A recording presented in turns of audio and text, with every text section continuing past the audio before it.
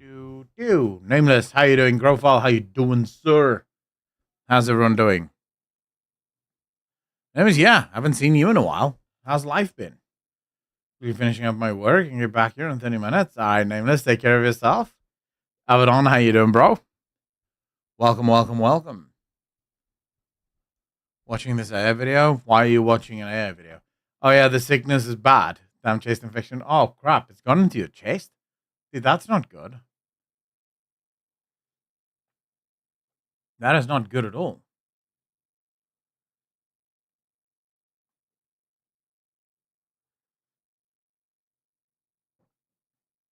I have tea.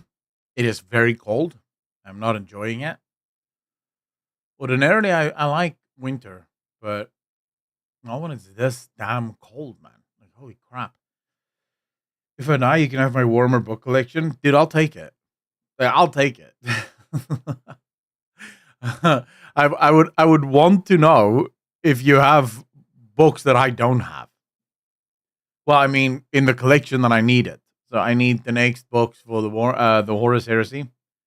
Basically trained a Skyrim AI that it's an AI and took him to Fallout for an adventure. What? Skip winter again in the land of smiles. Luke, how you doing, brother? I can guarantee you, if books you don't have. Yeah, I mean, do you have the books that I need? Because you might have, there's a ton of books, right? So you might have books that sort of, say, for example, 300 to 340. But do you have the next book? So, for example, once I'm done with Galaxy in Flames, yeah, I need the next book after that. Where is my Galaxy in Flames now? What the hell? Where's my Galaxy in Flames? Oh, here we go. So what's after Galaxy in Flames? The next read would be Battle for the Abyss. But no, that can't be it. I have so many books, that's the next read. Stoic Steve, goeiemorgen. Goeiemorgen. Okay, so the next book is either The Flight of the Eisenstein, or Fulgrim, or Descent of Angels, or Legion, or Battle for the Abyss. What the hell? Why doesn't it give me like an actual timeline? Why would the next book not literally be the next book in the series? I don't understand this. This is very awkward and weird. Does it have a list of books that you need? Or do you have to, can you only find this on? Seems like the next read is only from, no. There's no real chronological order for all the books. This is why I went minis and not books. Grofile, the books is good though. Like the books are good. You don't want to not read the books. But yeah, once I'm done with Galaxy in Flames, I have a problem.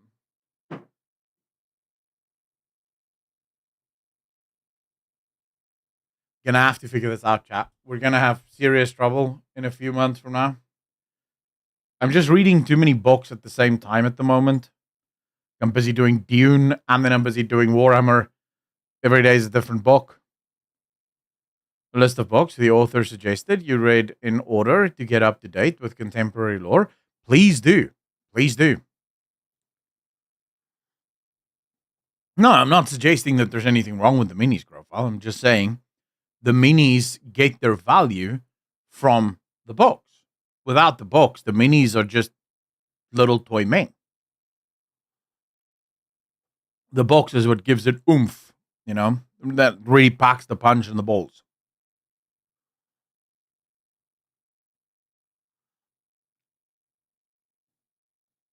Bookcase for that? Oh, yeah, I will.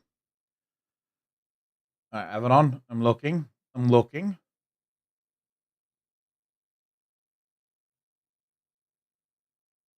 So this is the suggested. This is wrong. Why would it? Oh, wait, no. This is suggesting it from the perspective of the full chronological order. So this isn't playing in terms of read the Horus Heresy and then read this, that, or the other. This is literally saying full chronological order. Let's go. Rusty J, how you doing? For the contemporary lore and not the full lore? No, but you see, you need the full lore. I wonder if there would be a way. Someone that knows the lore, because I've read the Dark Imperium, all three. I'm very much excited for the other series. Is it the Dawn of War series? Which one is that again?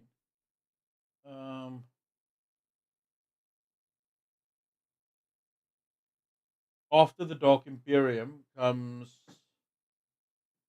Oh man. Is it Hellwinter Gate? I don't think it's Hellwinter Gate. No, it's not Hellwinter Gate. Oh, for the love of what?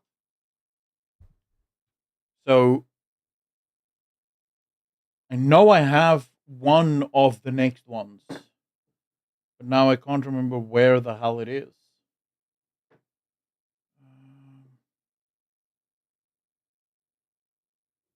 Oh, here we go. The Dawn of Fire novels. Sorry, up here. I need to go for the Dawn of Fire novels because that chronologically should be after the Dark Imperium events.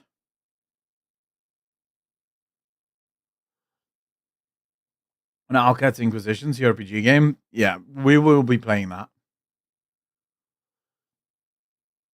Well, the thing is, you're going to need someone to literally figure out the timelines, right? Because that's what the question will be. The end of that list, if you look. I don't see. Well, it depends on if you sent more pictures.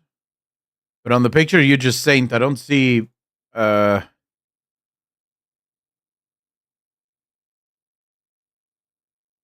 don't see the Dawn of. Is there not some slack? No, bro. When we play Warhammer 40k games, we are loyal to a fault.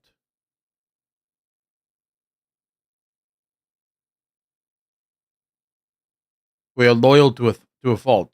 And the Tau guy here, yeah, the Tau will die.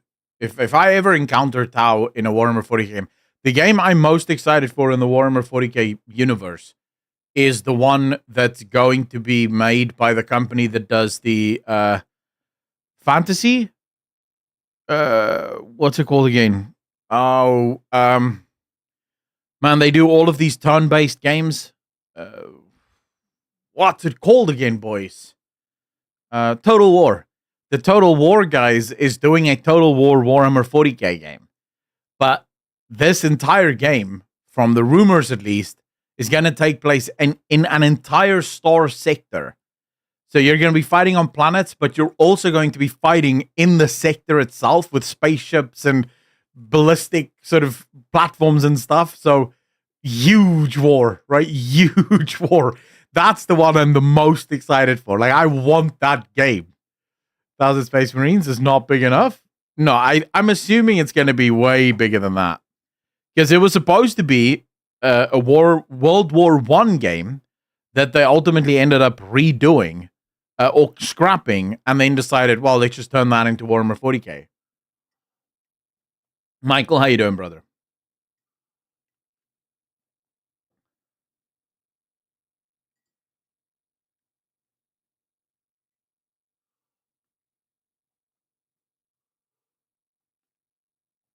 Do you count audiobooks for all lore? Because this list lacks items.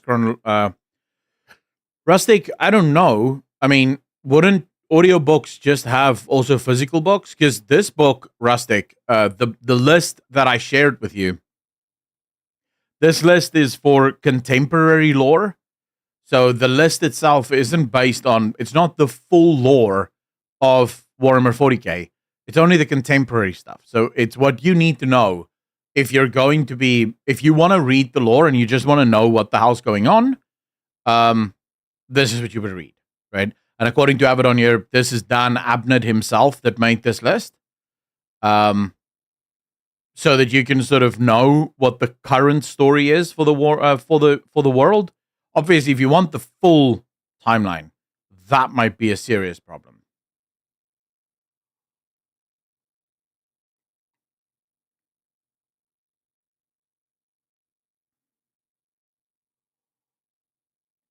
Well, actually, not a serious problem, but if you want the fullness of the lore, you need to be ready to read over 400 books. Or what is it? Are we on 370 now? How many books is there now? You need to read a lot, actually. And then you also have to, I'm not including Abaddon like short stories and stuff, just proper novels and stuff, not the codexes and stuff. I'm not including the codexes. Codexes, like super short stories and stuff, I'm not including those. Just like proper novels. If you obviously include the fullness of codexes and everything, then yes. Now, then you're, well, more books than what I think most people will read in their entire lives. Which one of this book is the new Slanesh Army novel? I have no idea. I have no idea. But to be fair, I don't know if I would want to read about the Chaos Gods. Like a full book of the Chaos Gods, just reading about Nurgle's forces in the Dark Imperium, it's unsettling. Like, they're disgusting. The shit that they do is disgusting. So it would be a tough read because they spare no expense at explaining every minute little detail. Caleb, how you doing, brother?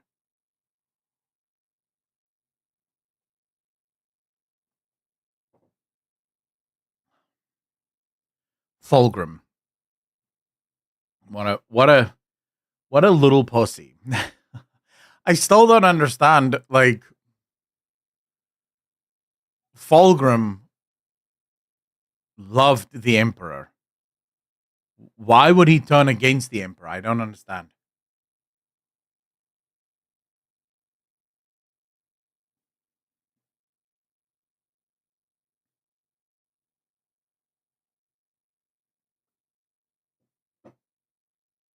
Abaddon, yeah. But it should also be mentioned that Gilliman is now, I think, a lot more powerful than what he used to be. I don't know exactly what the lore is after the Dark Imperium, but if you look at the Dark Imperium ending, and you look at what happened to Gilliman in that ending and what Gilliman did to Mortarion, I think it's safe to say that Gilliman is no pussy anymore. Like, the dude is quite strong now. A conduit for the Emperor now? Yeah. Like, he cannot die. At least, it doesn't seem like the Emperor will allow him to die. Because even being sort of eaten alive by poison, the Emperor reanimates him. Out of the chaos? I have no idea, Pringles. The reason could be something that only makes sense to the author. Also true. Gilliman was never a pussy. He's just not the best duelist of the Primarchs. Yeah, well, it would make sense that he isn't the best duelist of the Primarchs because he's not really... If his plans go well, he should almost never be in a duel. At least, I guess that's the plan. Well, that's the idea.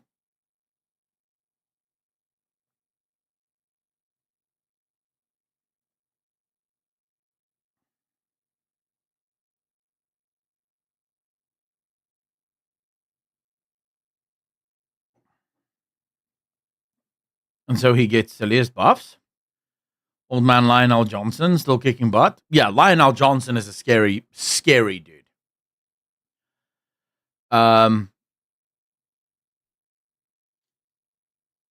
There's one Primarch that even Horus was afraid of. Who's that?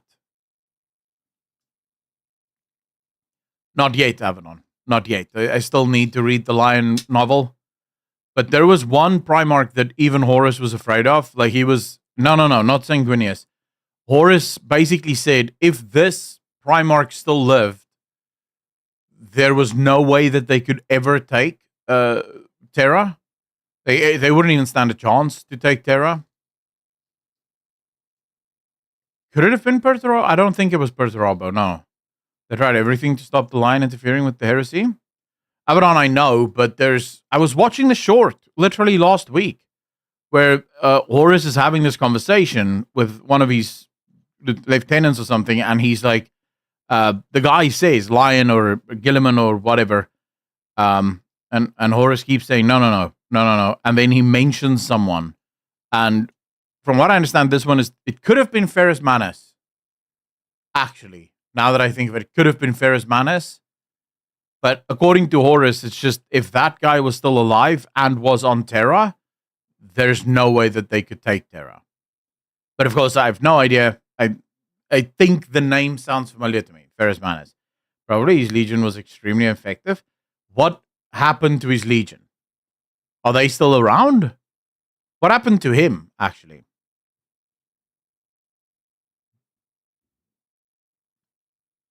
In Primarch Adeptus Mechanicus could be a problem. He got his head cut off and they became leaderless and basically became gray shields. Wait, how did he get his head chopped off? He died very early in the heresy on Istvan. Who killed him, Abaddon? That's his gimmick. He's cyborg, the Space Marines. That's sad, actually. Istvan is where Horus betrays. That's Galaxy in Flames, no? That's where Horus finally betrays his basically everyone. Costum, how you doing, brother? For the rest of the heresy. Fulgrim did okay. If I remember correctly, that's also where Loken is betrayed. Because Horus sends them down to the planet to go fight for the Emperor, but then drops bombs and stuff on them? Or is this another planet where this happens? Yeah, the virus bombs. Yeah. Aren't there two unknown and unnamed Primarchs for mystery's sake? Better keep them that way. So, Michael, yes, there's two Primarchs that are missing. Well, they're not missing. They're believed to be dead. None of the Primarchs remember their names or know who they are. They just know that these Primarchs, or they were supposed to exist, but they were either stolen or. But I don't think they'll ever mention these Primarchs or reveal anything about them, because these Primarchs effectively exist for gameplay reasons. It gives players the ability to make up their own legions, because there's these two Primarchs that don't exist, right? So that's why those two Primarchs aren't named, and why they never said what happened to those Primarchs. Rogue Trader has expansion. Would you play it? Custom, yeah. I mean, I haven't even finished the original Rogue Trader because we got busy with other things. So I still have to finish the original Rogue Trader. I will do that, and then we'll get into, if there is an expansion, we'll play that as well. Although they're working on Dark Heresy at the moment, so I'm not sure if there will be an expansion. Maybe they will. The dudes at Owl seems to be very busy. Like Owlcat, you barely heard much of them, and now suddenly they're doing, they had Rogue Trader. Now they have Dark Heresy coming. They have the Expanse game coming, which is a whole different story. It's like, wow, Owlcat is really kicking up speed here. Looking forward to killing Xenos. Yeah, actually. Yeah, I would be. Expansion release in 24? Oh, shit. Okay, so they're doing massive... What is Owlcat on? Because they seem to have come out of nowhere. And just suddenly they're doing all of this random crap.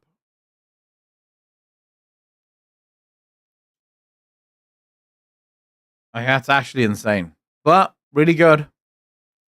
And one that was I'm looking forward to the Expanse game from Owlcat. Adderall, well, I think all of their developers are probably like on Adderall drip at this point. When it comes to video games, I will probably never play the most up-to-date video games because I'm always going to be weeks, if not months behind. Because I just get into other things. Like now, we're into the Altars. I want to play the Altars and hopefully finish that. Probably not going to finish that, but I will try to. And then we need to get back to Clear Obscure Expedition 33 because that needs to be finished. Haven't finished that yet. Then we have to finish Baldur's Gate 3 at some point. We have to finish Divinity Original Sin 2 at some point. Dude, so many games that we have to finish. Why play up to date when you can be having half decent fun? What do you mean half decent fun? if you play a game that came out a year ago for the first time, a year later, it's still a new game, right? For you, it's brand new. So you're still having all the fun as intended. It's just Alcat really have poor quality at release. Better wait until they're decent. I just wonder, how did Alcat come so out of left field? Because I remember they had a couple of Kingmaker series, Pathfinder series, a number of Pathfinder games, and then sort of, well, nothing really happened with the Pathfinder games, and now suddenly they're everywhere.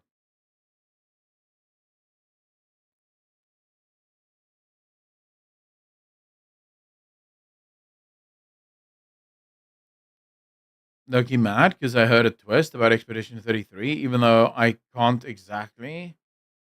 Looking to play it soon. Caleb, don't listen to anything anyone says.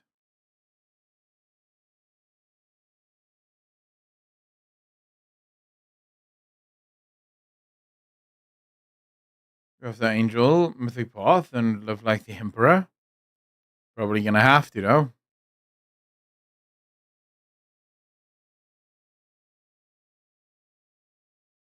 Dude, what is this obsession with pointing out that it was mostly Asian players that bought the game? I don't understand it. Isn't game sold? Game sold? Are Chinese players not the same as normal players? Like, is white players? This is some weird racism from the mainstream media, bro. Like, very weird racism. It's like, well, it doesn't really count because it's all Chinese people. Oh, I didn't know that Chinese people didn't count as people. That's very interesting to me. I'm sure there's a couple of people about 100 years ago that would love this. It was cheaper for Chinese.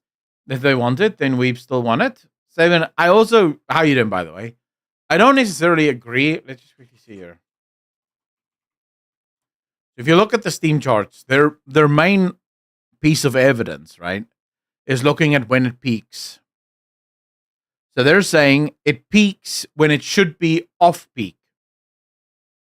And so it's peaking when it's supposed to be off peak. And they're not wrong, because if you look at when it's peaking, it's 2:00 for me in South African time, which wouldn't be peak. Peak should be at around 8:00, right? Well, actually, here at about 6:00 is when you'll get South African peak time. That's at least when games go into peak, and you'll see a massive amount of people playing it. But even then, you're still looking at quite a decent player base, right? 50,000, 44,000, 35,000, considering, of course, that this game already released on console. This game already released on console, so a lot of people already played it on console. Over this, I was being goofy. Actually, I just tuned in and blurted it. No, it's fine, Savan. No worries. There may be some cultural differences in what people prefer, but that is about it. I live in Asia region. The game still counts. Expensive AF. Like, it's past its prime. News coverage phase. Yeah, well, the fact of the matter is, a lot of people in the West that wanted to play it probably already played it. Right? So the idea that this is just somehow only carried by Chinese players, in my opinion, is nonsense. Yes, Chinese players make up the grand total of peak period, but you can't really say that during those peaks there aren't Western players as well. It's complete nonsense.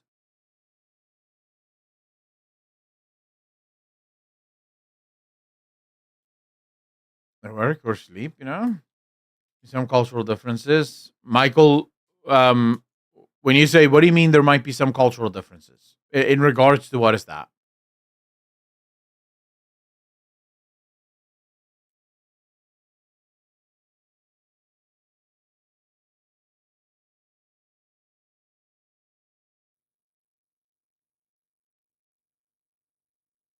Hmm. Bandai Namco localization teams admit they ordered Japanese devs to censor their female character designs We tell them that the cleavage is a bit too exposed or the skirt is a bit too short.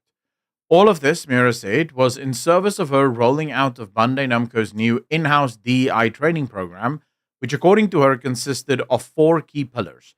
About character hair, which discussed how to properly create more diverse character designs, particularly in regards to their hairstyles. Character gender, wherein it is explained that one's gender is made up of 4 parts, including biological sex, gender identity, sexual orientation, and gender expression. Yeah, if you're absolutely retarded, one's gender is made up of literally just one thing: how you were born. That's your gender, end of discussion. Everything else is you being a mental retard and having a mental disorder, and it's just nonsense. No one should even care about that. Differences in culture and values, which concerns itself with how one should approach differences in regional culture regarding certain actions, images, or words, and accessibility, mainly in regards to making a game usable for disabled players. I hate all of this. In fact, I hate all of this because so first and foremost, right? Accessibility, that's perfectly fine if it is actually for players that are, disabled. Great, no problem.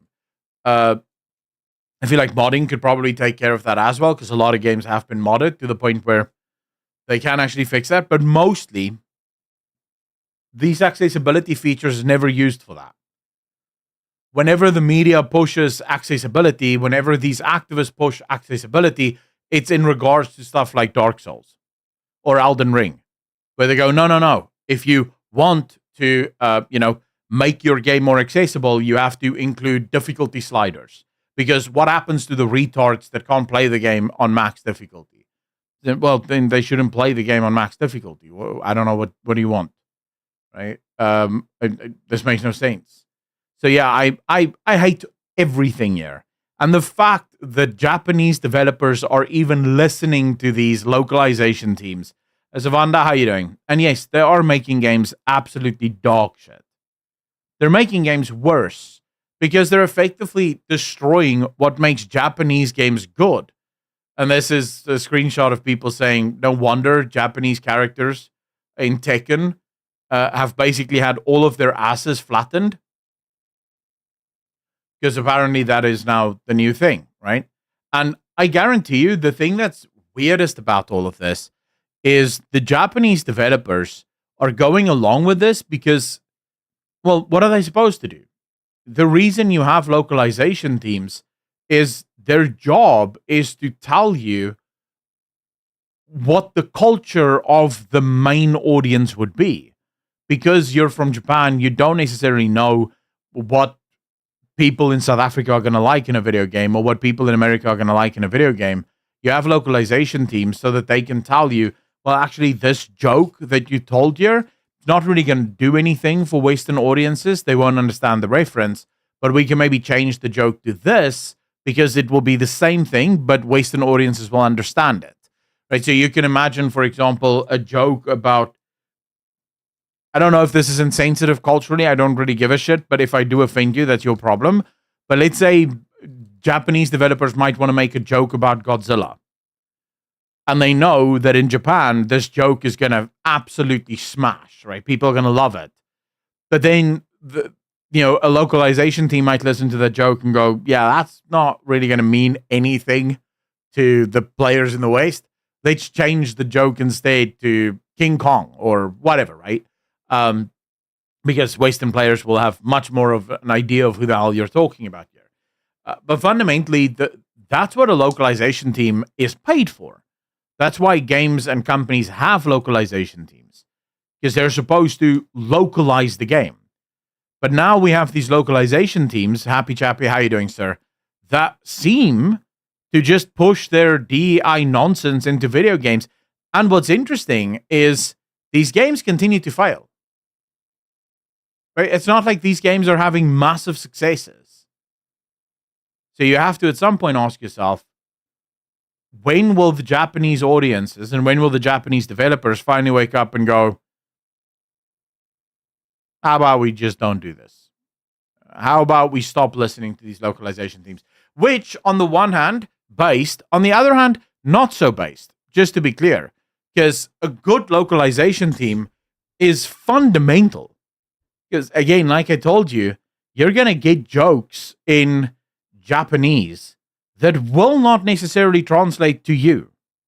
Right? You won't understand what that joke means because the joke is cultural. Comedy and sense of humor is very much cultural. One of the ways we know that it's cultural is it's very rare to see stand-up comedians, for example, break into other cultures. So you have phenomenal American stand-up comedians that outside of America, no one would watch them because no one would actually care. In the same way, you have brilliant comedians that work in South Africa that would never work anywhere else. Their comedy is only South African because it's cultural, right? One of the ways in which I know comedy is incredibly cultural is in the use of sarcasm in South Africa. Whenever I use sarcasm in videos, I will find a lot of people from the West, specifically not so much Europe, but the UK and America, will not know that it's sarcasm. Because sarcasm is very specific. In America, it has to be made very obvious, right? Sarcasm is obvious sarcastic. Whereas in South Africa, sarcasm is sometimes a lot more subtle. So when you're sarcastic, the greatest sarcasm is the one where people don't quite know, where people are sort of like, was that sarcastic, or what just happened here? Right? And so when you do that, Americans will think you literally mean it that way because you weren't being super obvious that you are being sarcastic.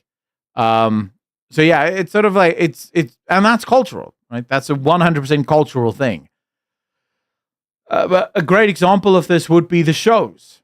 So Brooklyn Nine-Nine, one of the things that immediately stood out to me is how on the nose the sarcasm is in Brooklyn Nine-Nine. It's so on the nose, it's impossible to miss. And you lose that with localization teams going away.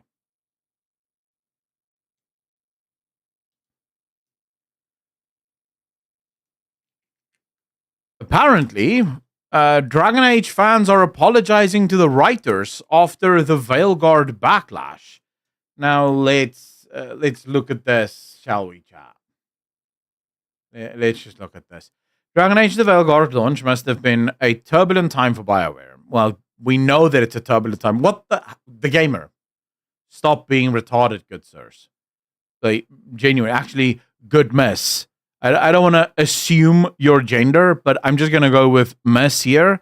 Stop being retarded. BioWare, after the launch of Dragon Age: The Veilguard, saw the entire studio gutted. Most people fired, laid off, or moved into different departments. To say that it must have been a turbulent time for BioWare is moronic. Don't be stupid. We know it was. Reviews were great across the board. Thank you for including that incredible indictment of your ability to review video games. You know that a review is absolutely useless when it cannot even, right, reflect the feelings of players around the game. As Dragon Age: The Veilguard proved to be much more stable than any recent game from the studio, and a whole lot of fun to play. However, when it got into the hands of longtime fans, they were quick to notice that the game's tone was very different from previous entries, getting rid of the bite many of us loved. Yet you didn't mention this in your own reviews of the game, Miss Rhiannon, Bevan, whatever the hell your name is. Don't know. Don't know how to pronounce that, but you know, you guys didn't mention this. You all gave it glaring reviews. That's not even to get into the comments that went beyond any actual critique of the game, as some attacked the Veilguard for having LGBTQ characters. Oh, that is the actual critique of the game, by the way. Dragon Age: The Veilguard was queer as if, and no one liked it. That's actual literal critique. I'll put this on the record for any journalist. I can make a game, and before I bring out the game, I can say, Screw all gay people. I don't care about LGBT people. The game isn't made for you. I don't want you to play it. And if the game is good, it'll still sell amazingly well. It'll still sell amazingly well. Oh, took him out. Is the stream frozen at the moment, or is it just for Avedon? It was super rushed, but very, very stable and without bugs. That amazing, right? Well, sure, it was a giant piece of slop, but at least it didn't have bugs, I guess. That does count for something. Did the stream freeze for anyone else? It seems like Avedon is having trouble. The people on Twitch, did you guys have problems with the stream just now, or was it just Avedon?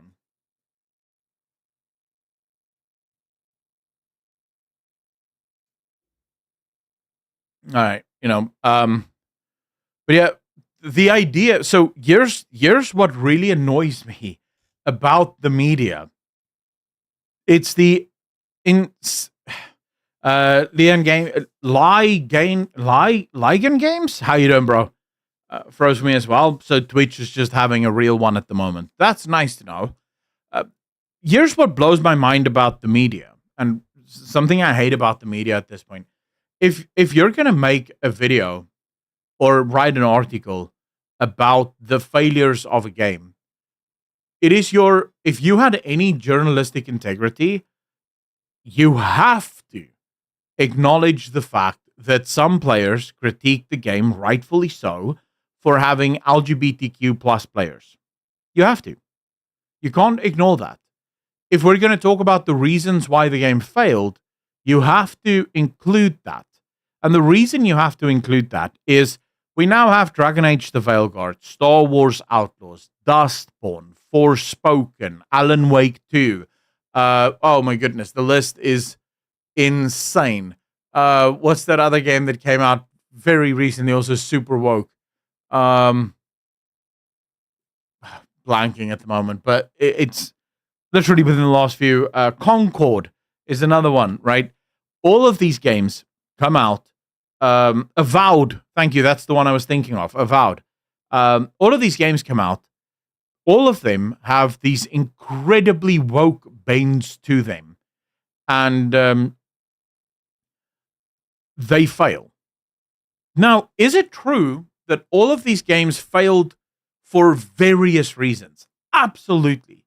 Absolutely. No one is suggesting that it's only woke elements that are making these games fail. No one is suggesting that that is the only reason. But to not even acknowledge that that reason exists when you have so many examples of games all being woke, failing, that to me is actually just outright dishonesty. You're just dishonest, Rhiannon. That's the end of the discussion. Put simply, it must have sucked to work on the game, and there were, it sucked playing the game as well, so good on them. I hope they had the worst time developing that game. Now, days after an explosive report from Bloomberg claimed that EA was the cause of the Veilguard's development woes, some fans have changed their tune. Reddit user DJ Ray's SA 1995 kicked things off, apologizing to some of those who worked on the Veilguard, and many fans agree and echo similar sentiments. Can we see that, please? Can you show us the actual Reddit thread? Is there a way for us to click on the actual Reddit thread, or are you not sharing the actual Reddit thread? Not actually sharing the actual Reddit thread. I think that would be because no one actually gives a shit and no one actually cares about this. Let's quickly see. Oh, why is my keyboard? No, keyboard's working. Okay.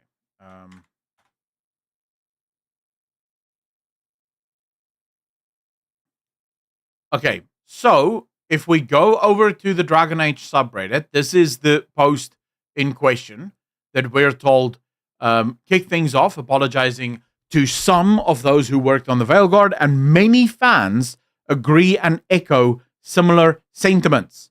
So we go over and we find that it's only been upvoted by 371 people. That is abysmal. Upvotes. That's not great on Reddit. You could have way more than that, right? Especially if you consider that there's 336,000 people in this subreddit. That's abysmal. Then you have, I have been very critical of the Veilguard and its tone, writing, and lack continuity ever since it released at the end of October 2024, and I tended to put the blame on the Trinity, John Epler, Corinne Bush, and lead writer Trick Weeks for the game's tone and writing and thus its failure. But with Schreier's article, we now know the people responsible were EA and the first director. No, we don't know that. I want to make this super mega clear. Again, with Schreier's article, Schreier does not name anyone. No one is named. As with every other expose that Schreier does, he doesn't name any developers, even former developers who have left the industry. Now, I can fully understand if you're dealing with a developer that is still in the industry, but in some of Schreier's articles, he's even speaking to developers that are no longer in the gaming industry, and yet they won't even make their names public. Whenever these articles that he writes about certain companies, when these companies get taken to court, nothing happens. Activision Blizzard famously, here's how Jason Schreier, he wrote an entire expose on how bad and criminal things are at Activision Blizzard. Right? His expose led to an actual lawsuit and investigation by the California government. After 2 years of investigation, the government found no actual evidence of widespread harassment and sexual harassment. None. Zero. Entire expose in which Jason Schreier speaks to more than 20 developers, highlighting all of the evil shit that happened at Blizzard, yet the government, with their official investigation, can't find any evidence of widespread harassment and sexual harassment at Activision Blizzard. Where are all these people that Jason Schreier spoke to? We heard that things were absolutely criminal at Blizzard. The things that some of the men were doing to some of the women at that studio, people should have gone to jail. And yet, no faults were found. Similarly, with Ubisoft, same thing happened. EA, same thing happened. Every expose that Jason Schreier has written amounts to nothing happening legally to any of those companies. So the argument, anyone that's thinking to themselves, oh, Jason Schreier knows exactly what's going on, right? He's the one revealing all of this stuff. I would caution you against believing a word Jason Schreier says. I'm not saying he's lying. I'm just saying it's fishy. It's very, very fishy. You keep writing all of these articles, yet none of your articles amass to anything when real investigations are done. You just make a lot of claims, and it just so happens that your claims always go after the suits. And every single studio Jason Schreier has written an expose about happens to go through an awakening. Shortly after the expose is written, the studio does massive reshuffling, and the studio goes mega woke mere months afterwards. This is literally what happened to Blizzard. Because the old guard is pushed out. Because remember, all of the allegations are made against the old guard. So a lot of these companies, because they don't want to deal with the negative press, just gets rid of a bunch of the old guard people, and then just gets a bunch of new people in, and the new people are woke as hell. So please don't buy into this bullshit. And also, let's not say, I mean, this is a very ambitious article. The article says that Dragon Age fans are apologizing to the writers after the Veilguard backlash. This is one fan that managed to get 371 upvotes and 186 people, right? And if I go through this, am I going to see that every single person agreed with him? That every single person think that his post was good? I highly doubt it. But on, it doesn't absolve them from their mistakes. Weeks didn't do a good job handling. Okay, so you're someone who isn't necessarily even agreeing with them, just sort of not just saying this is bullshit. I wonder, man, are we going to go into a rabbit hole here? Commented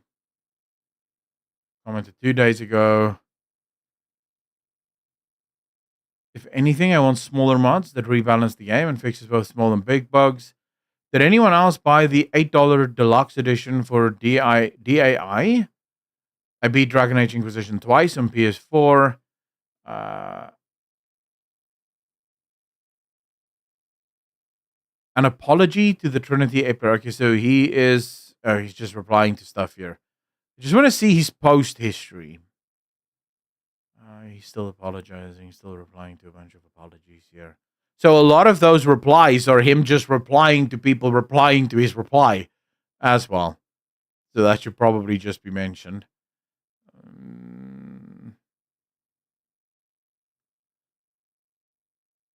You could see the game as being set in Dragon Age 4th edition, aka D&D and their editions. In the 4th edition of the setting, the racism, classism, and overall conservative culture has been heavily reduced to accommodate new players who want to play any way they want without consequences. Also, factions were altered to accommodate players. So this is him. I'm an OG fan, 3 hours into Veilguard. Does it get better? So here he's defending Veilguard.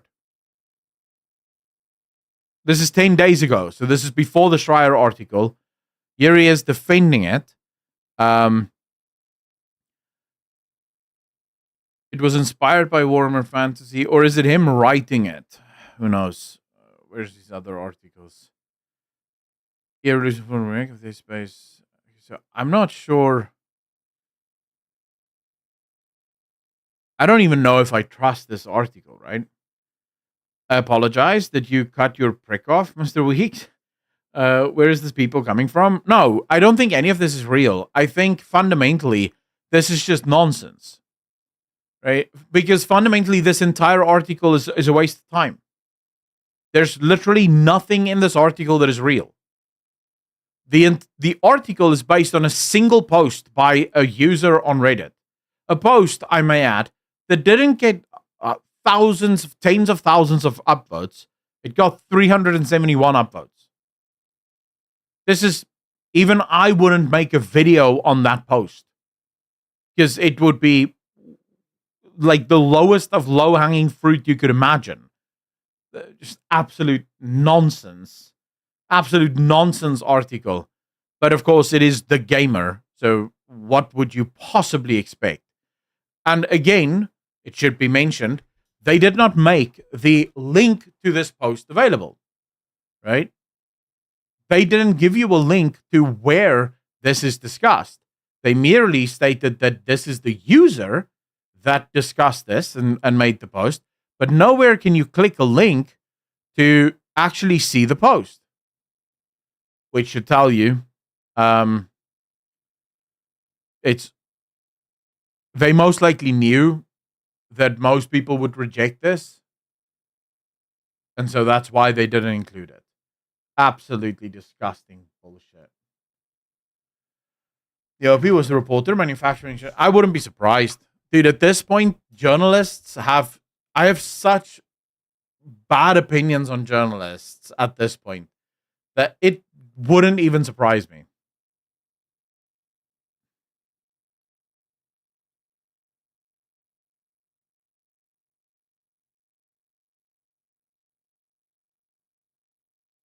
It's a bogus account. I'm pretty sure nothing in Dragon Age, the Veilguard, was inspired by Warhammer Fantasy. Why would anyone think what?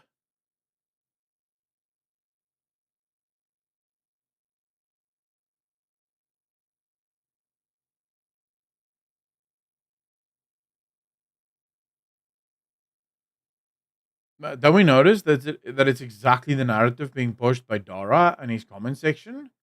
Some of the Reddit comments claimed that. Oh. So some of the Reddit comments actually thought that he was just fake. I'd have to agree. I wouldn't be surprised. Honestly, I wouldn't be surprised. But at the same time, I'm not entirely sure.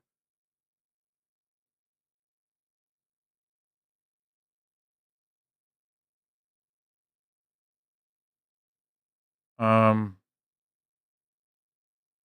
what the hell is going on here? Okay, what? Nothing is more cringe than a streamer crying. Nothing about Dragon Age Veilguard feels like Warhammer Fantasy. But who said Dragon Age Veilguard? Never mind. Maybe I just didn't finish the post because I got annoyed. Nothing is more cringe than a streamer crying on stream or social media complaining about how broke they are. It sounds so pathetic and will get me to stop watching really quick. It tells me what kind of person they are and that they don't care about their audience.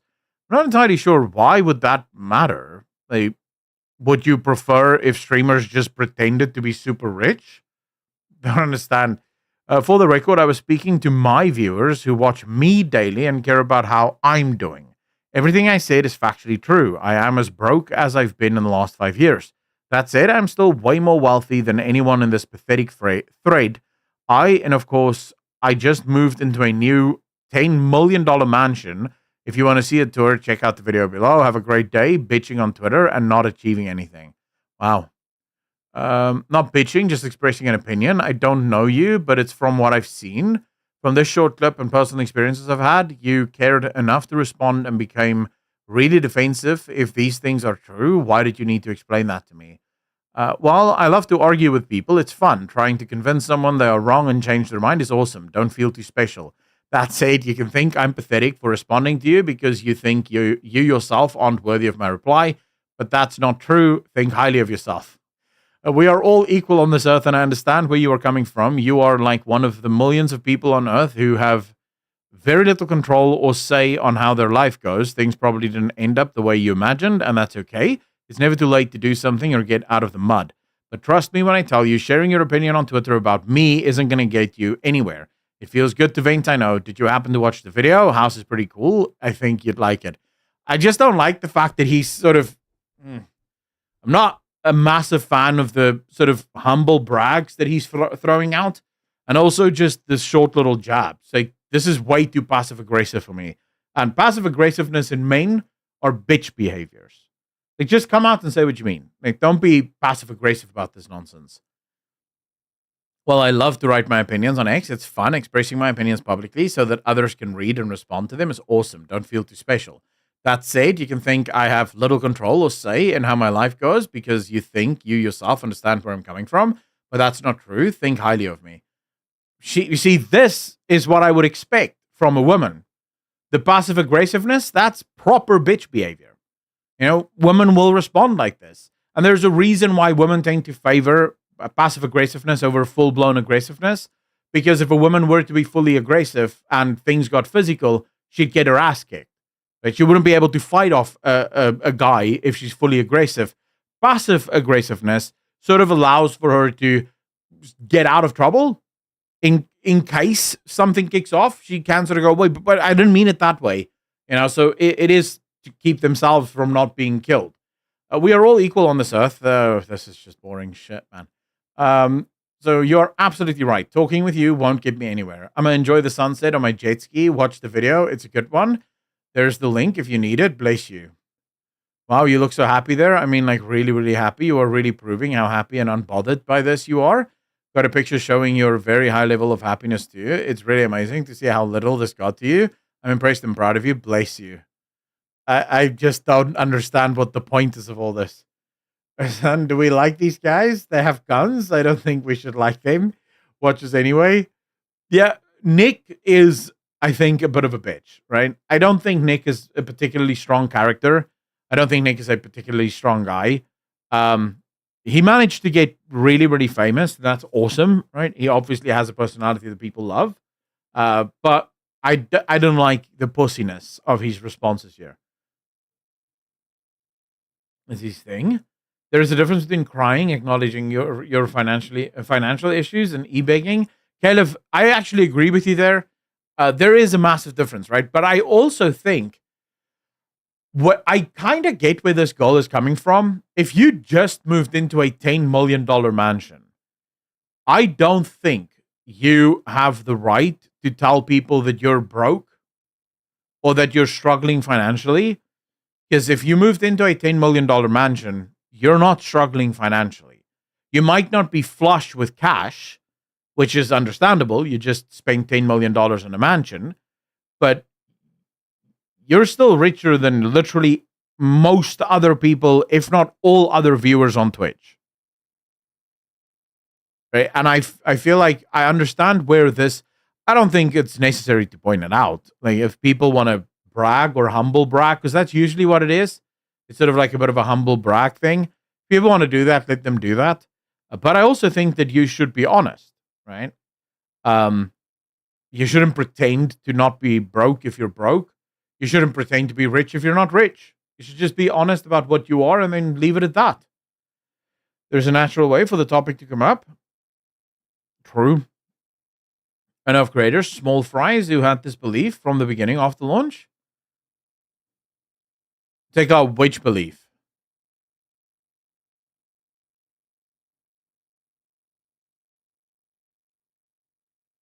Sure, I'm not pretending to be happy. Happy Chappy, how you doing, by the way?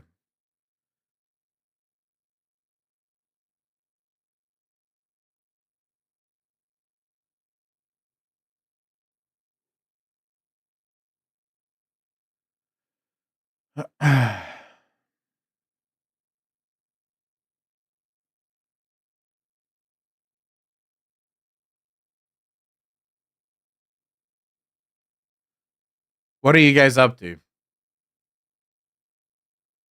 Let me just fix the order of things here because everything's broken now. Time for Act 2. Yeah, we're going to start Act 2 in a second. Power washing. You should be resting, Abaddon. Cleaning cabinets, working. Oh, shit. Well, I'm going to go save a planet or maybe save myself. By the way, can I ask you guys, what do you think?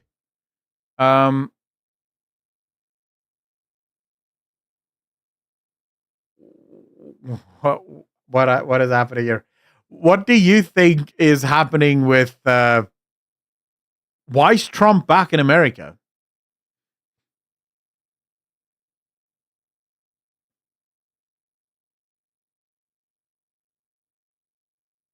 Because Trump went to the G7 and then apparently almost left immediately.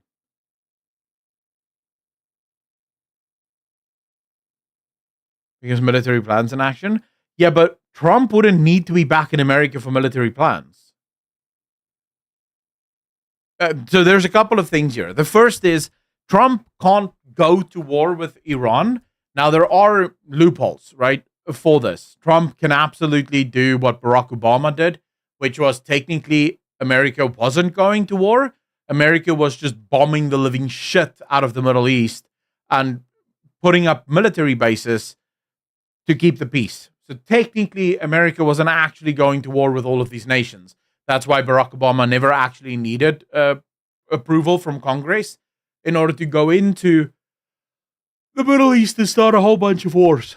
So Trump could technically get around that, but Trump doesn't have to be in America to tell the military to start bombing the living crap out of Iran, no? He only went to G7 to sign the deal with the UK. I'm not sure, because something weird happened. Trump actually tweeted this. Let me just find... he made a tweet about this.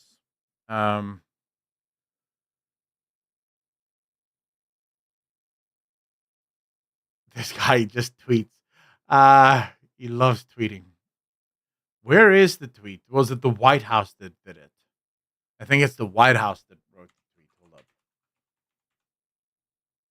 The White House shares the tweet.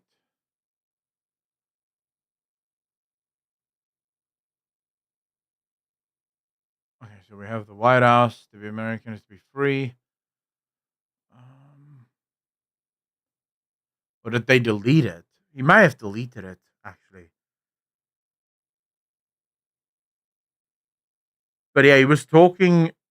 He was talking about Macron and how Macron was just looking for publicity,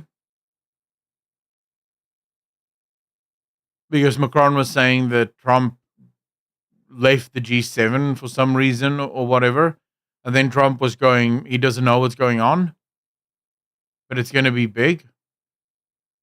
Man gets slapped by his grandma wife. Trump is going full R mode. He is speedrunning, ruining his legacy. In what way? So you see, when I see Trump, he always unpredictable. He seems to want people scared and confused of the future. Well, yeah. So the thing is, most people in the world prefer sort of predictability, right? If you're unpredictable, it makes it very difficult to trust in what you're doing. And because Trump understands this, if you go back, so how I know for a fact that Trump does this on purpose, Trump has said before his first term, Trump said the stupidest thing ever is how America will tell the world its battle plans.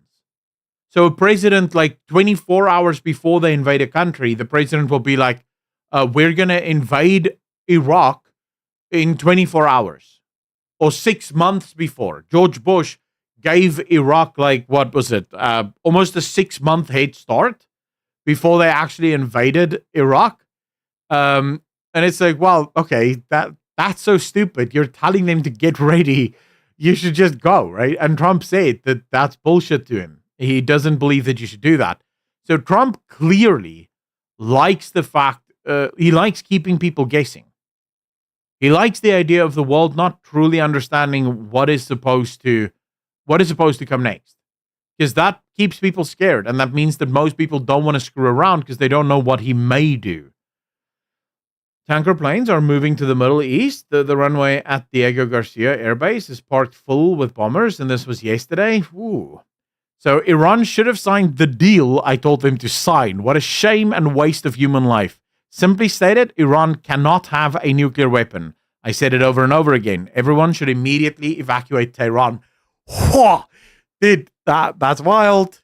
Because he is basically saying, get out of Tehran because we're about to bomb you to the dark ages. Oh, crap. I'm not losing any sleep over that old... Yeah, true. Let's see. President Trump gaggled with the media aboard Air Force One at 1 a.m. Most transparent president in history. Breaking, Trump wants a real end to the nuclear problem with Iran, and this morning we'll find him in the White House Situation Room monitoring developments in the Middle East. He told us during his midnight departure from Canada. So this is the one where he's saying that, right? Let's quickly hear this. What specifically is better than a ceasefire? What are you looking for here? An end, a real end, not a ceasefire. An end. So something that would be permanent. Yeah, or giving up entirely. That's okay too. Are you close there? Is that possible in the next 24, 48 hours? Certainly possible. Complete give up. That's possible. Yeah. What specific? So here's the thing, Zoe, that I think a lot of people need to keep in mind. There is information at the moment, right? Quite a few channels spoke about this. The bombing that Israel did on Iran doesn't come out of nothing, right? Israel didn't just in the middle of the night decide to bomb Iran. From what I've heard, and from what a lot of intelligence is saying, Israel was acting on intel from the US. And the reason for this was Iran was mere hours away from completing their first nuclear bomb. Iran was on the cusp of developing and finishing their nuclear program. Now, what that means, if Iran gets a nuclear weapon, if Iran starts making nuclear weapons, it's over. Iran will use nukes on Israel. They will nuke Israel, the whole of it. They would not care. And if you are crying about Gaza now, going, oh, the Gaza children, the poor little children, Iran will bomb Gaza and Israel out of existence. They don't give a shit. They will blanket that thing. And then the very next enemy, because Iran has actually said this, is America. They will nuke America. Iran doesn't give a shit. The supreme leader of Iran said, you will have to kill us in order to stop this war. They have no interest in surrendering. They have no interest in just playing the nuclear game, right? Where Iran goes, well, actually, look, we have nukes now, so you have to do what we say. That's not what Iran wants. What Iran wants is full and utter devastation of Israel. Israel has to completely be dead, right? And they want America on its knees. They've said this. This is literally their own words. Brother, Israel has been claiming that Iran was hours away from nuclear bombs for 32 years. Dude, no, they haven't. And also, it's interesting to me. Think about it this way. I want you to think about it this way, Joe. Why would a president that have historically been anti-war, and we're not just talking for like since his first term, Trump has been anti-war since the 90s. Why would he suddenly change his mind? I want to remind you that it was Trump who almost broke the relationship between America and Israel because of Israel's disrespect towards America. It was Trump that did that. So clearly Trump isn't Israel's bitch. What possible landscape could you imagine that might make this guy go, right, Iran is a true threat now. We have to take care of Iran. Why suddenly now? Trump, who literally for years now has been, I don't give a shit about this. Okay, Joe, this is one of my most interesting little developments from idiots online. The second you say something that people don't like, their immediate response is, you don't know shit about history, bro. You don't understand history. Why don't you actually use an argument? I treated you with the respect of actually talking to you. I didn't just straight up say, you're a moron, you don't know what you're talking about. So if you have an argument, present your fucking argument. But don't do this pussy bitch bullshit where you go, oh, you just don't know history, bro. You just don't know history. Fuck off. That's not an argument. If you have an argument, present it. Or else, fuck off. Because that is bullshit. And you all do it. All of you, the far right, the far left, you're all pussies. Every single time you encounter an argument where you go, I don't know what to say. This guy is using logic and shit. You just go, well, you don't know shit about history. You don't know the history like I do, bro. Like, I've watched way more YouTube videos than you, and all of my favorite channels that say all the things that I need to hear is 100% saying the stuff that I want to hear, and they're saying you're wrong. Use an argument, bro. I treated you with the respect of actually giving you an argument. So either give me the respect back or leave. It's as simple as that. Dennis, no, I'm sick and tired of the left and the right with this bullshit of not using arguments and simply going, oh, you just don't know what you're talking about, bro. It's okay. I don't know how do you respond to that? Oh, you just don't know the history. Okay, but that's not a response. If you think that I'm wrong and you think what I'm saying is wrong, then you have to come with an actual argument, right? That's how that works. You can't just go, oh, wrong. Okay, but I'm not, how am I supposed to respond to this? Because all you've done is, yeah, you're wrong. That's not an argument. So why would I ban you? What would be the point of that? You can leave if you don't want to be here. It's as simple as that.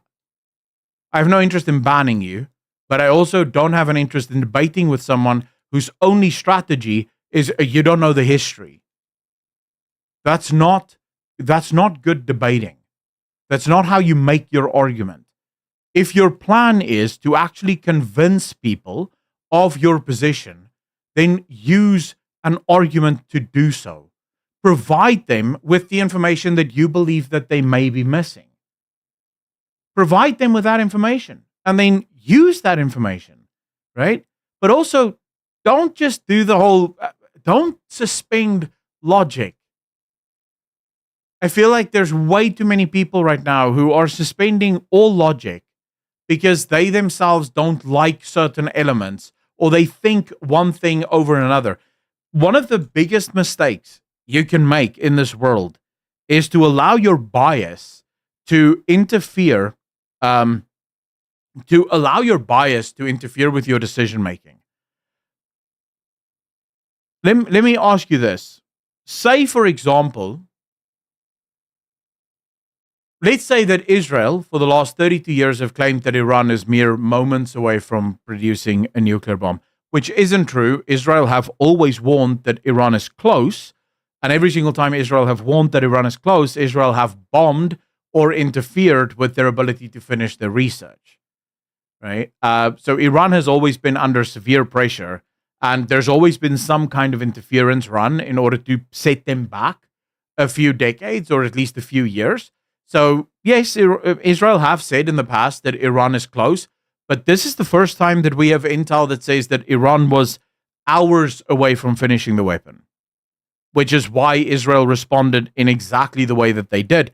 By the way, not targeting civilian installations, but targeting the nuclear facilities themselves and the nuclear scientists themselves. So clearly, Israel wasn't trying to destroy Tehran. Israel wasn't even trying to invade Tehran. Israel was quite literal, and they weren't even trying to kill the supreme leader. Israel was just going after the very installations that they warned about, right? So that sort of should at least make you go, maybe. But let's say, let me grant you, right? And let's say that for the last 32 years, Israel did, just constantly warn that Iran is minutes away from a nuclear weapon. What happens if next week Iran drops a nuke on Israel? Are you right or wrong then? You see, because if you're just going to go, wow, Israel have always warned about this, so we're just not going to take any of the times that they warn seriously, how do you know when the warning is actually real? You know by treating every single one of the warnings as serious and looking into it and saying, okay, well, let's look at what is actually happening here. Let's use our brains. Let's actually think about what is happening. What are we seeing on the ground? How are they responding? What is Israel targeting? Because I would have agreed with you. If Israel said that Iran is close to a nuclear weapon and then just bombed a bunch of civilian buildings, I would have been like, dude, come on. What the hell? So Israel basically just used the nuke thing as an excuse to bomb Iran. But Israel says that Iran is close to having a nuclear weapon. Israel then bombs the nuclear facilities that Iran is using to build their nuclear weapon, as well as the nuclear scientists that is developing this weapon. And then you have a president that famously refuses war. For almost 30 years, this president has been anti-war, start to finish. Suddenly now, this president goes, right, we need to put an end to Iran. Iran can no longer exist.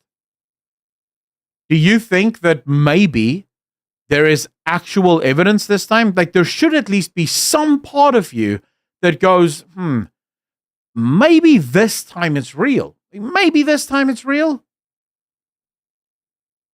Or are you just straight up, nope, still not real, still bullshit, 100%, not true?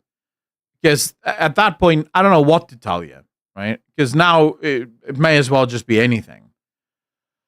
We told you that Israel lobby gave Trump $200 million and you told me to F off. Dude, how did they give him, when did they give him $200 million?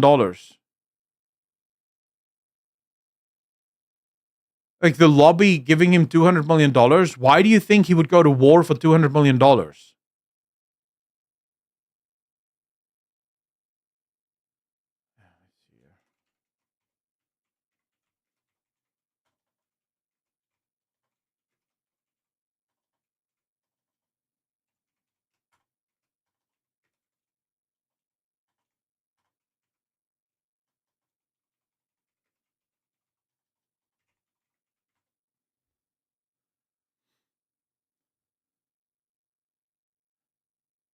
All right, so we have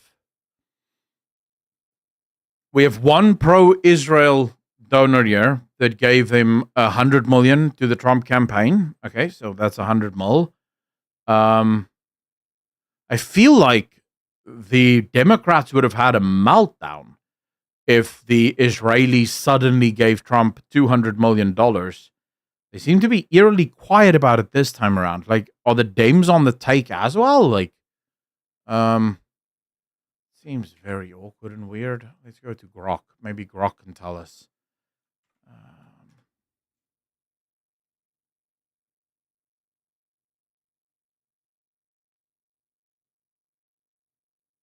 There is no definitive evidence from credible sources confirming that the Israel lobby gave Donald Trump $200 million. However, significant donations from pro-Israel donors and groups have been reported.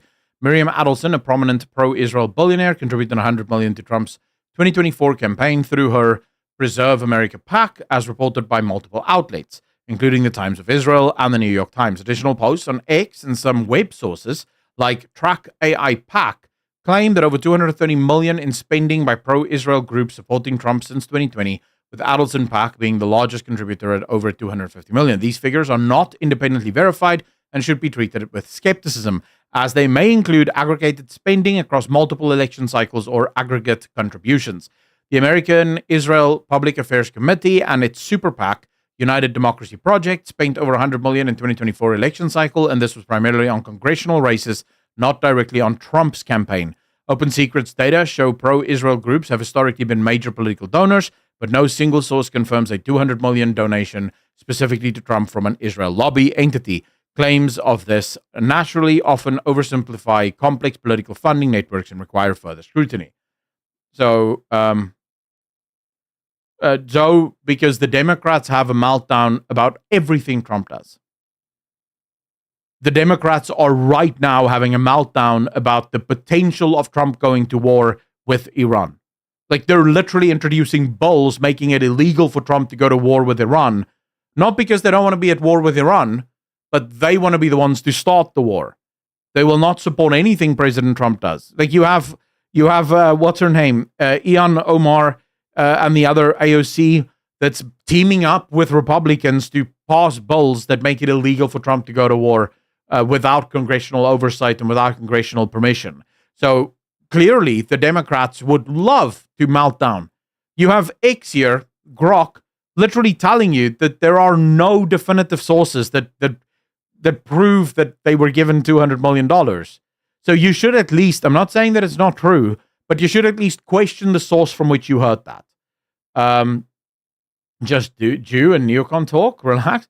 I can at least see survival logic behind North Korea and Russia's actions, etc. Iran, the only lot that just seems genocidal. Iran is genocidal, right? Not Iranians. Iranian people, and this is what I think most people don't understand. I don't want to get banned by Twitch for telling the truth. Most people don't understand that Iranians themselves hate the supreme leader and the Iranian government. What the left and the right seemingly don't understand is that the Iranian people would love if someone could take care of the supreme leader and the Islamic fundamentalist government. Because it's the Iranians that are suffering. It's the Iranians that are struggling. AIPAC controls both Democrats and Republicans. The only one who is not controlled by AIPAC money is Thomas Massie. So, Joe, funnily enough, the man that passes the bill is the only one that isn't controlled by AIPAC money. Does that in any way seem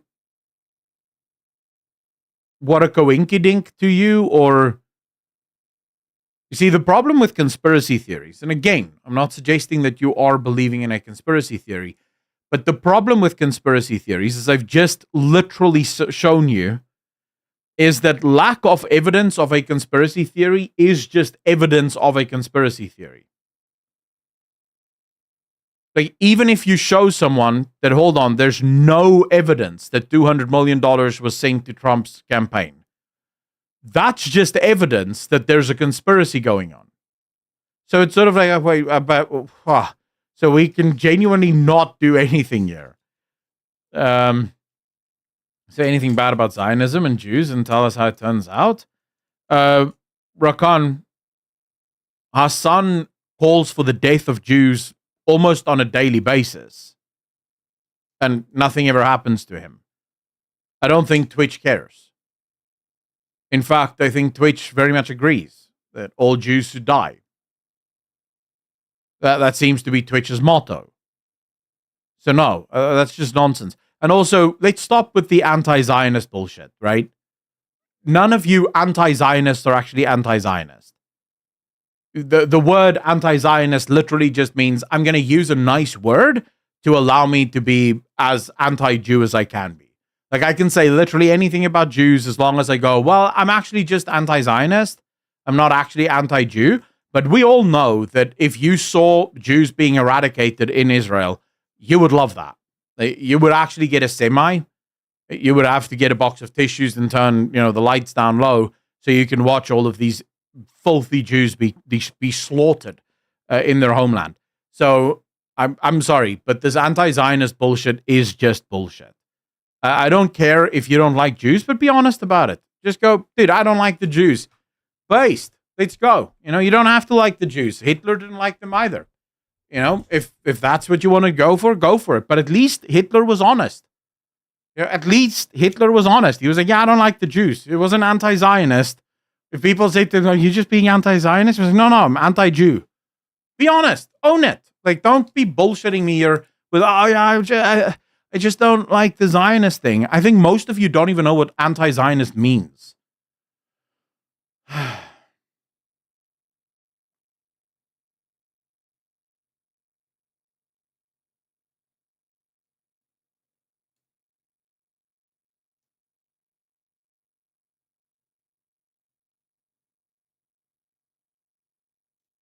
Most people hate Zionism because what their picture is people who take lands and make Palestine suffer.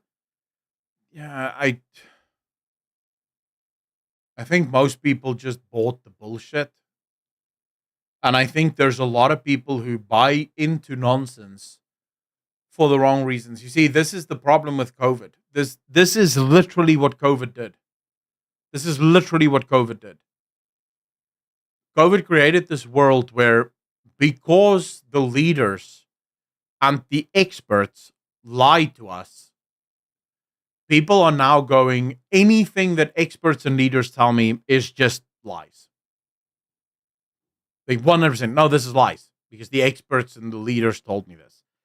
It's like, hold up, I hate leaders and experts as much as the next guy, but you have to treat every single thing you hear with an open mind. You have to be critical and critically honest with everything that you hear. Not everything that the experts and the leaders are telling you is necessarily just automatically a lie. Like, that's not how this works. And I feel like there's a lot of people now that is sort of throwing the baby out with the bathwater purely because they think that the leaders are lying to them. And they think the leaders are lying to them about everything.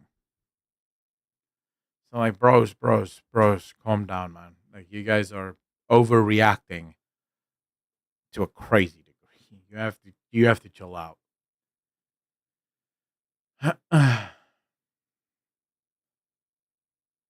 Stan was here. How you doing, brother? And yeah, I changed my name.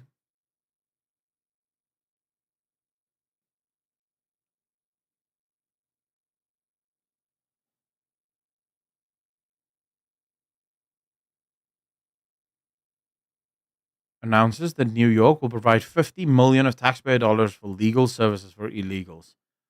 Wow, New York is being real, I guess. I have to mute you. Oh, wait, this guy's still around? Get a reconsideration of my philosophy channel for 15 years, please. I didn't think Stefan Molyneux was still around, dude. If I said I hate Jews, my country already did that. I said hate Zionism. It means I try to celebrate Jews and Zionism because I know Zionism is not Jews, as far as I know.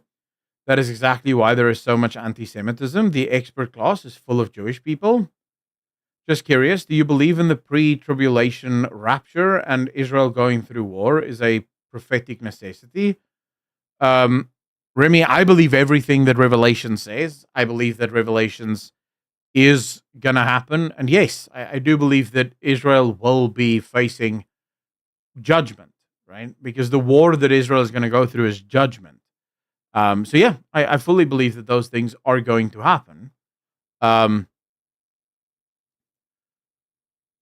I won't say that I'm holding my breath because no one knows when that will actually happen, right? So I'm not just supporting Israel's war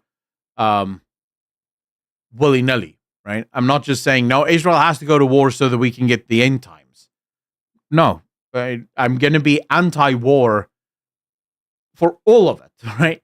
Because I don't actually want war. Even though I know it is going to happen and it will probably happen when it needs to happen, I still don't want it. It's almost impossible to believe the President of the United States wrote those words. Why? What is wrong with these words? The President of the United States, dude, Hollywood is they're such pussies.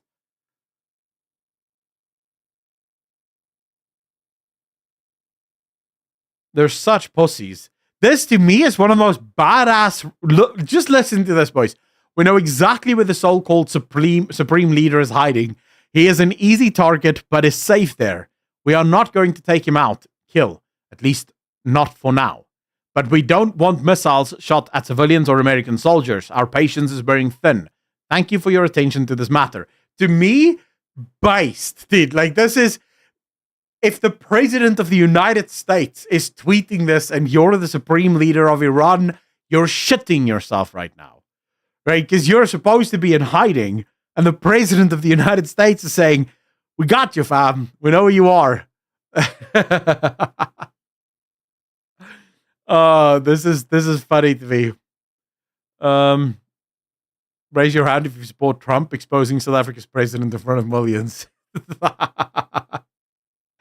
Yeah, he's a moron.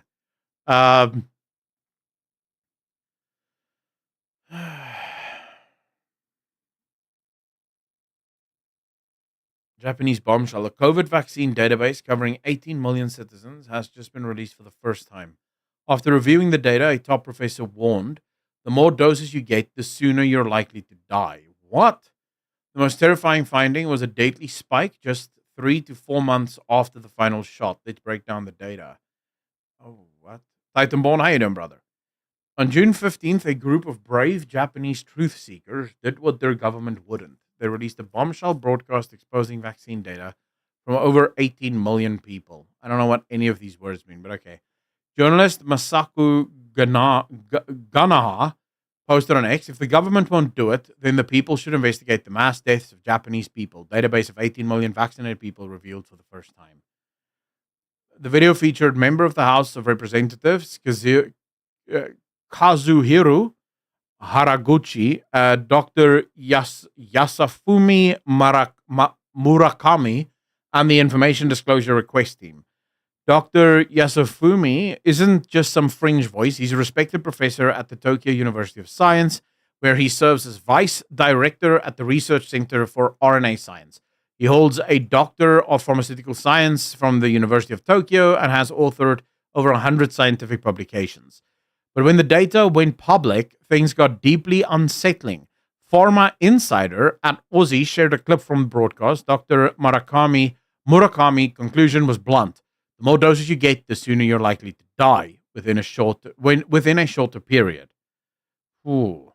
The first graph compared death rates between vaccinated and unvaccinated groups. According to Dr. Murakami, there was no noticeable spike in deaths among the unvaccinated, but among the vaccinated, a clear peak emerged, especially between 90 and 120 days after the shot. A significant peak forms at 3 or 4 months, he said, pointing to the vaccine as the likely cause. It's probably due to the vaccine's influence and adverse reactions occurring leading to death.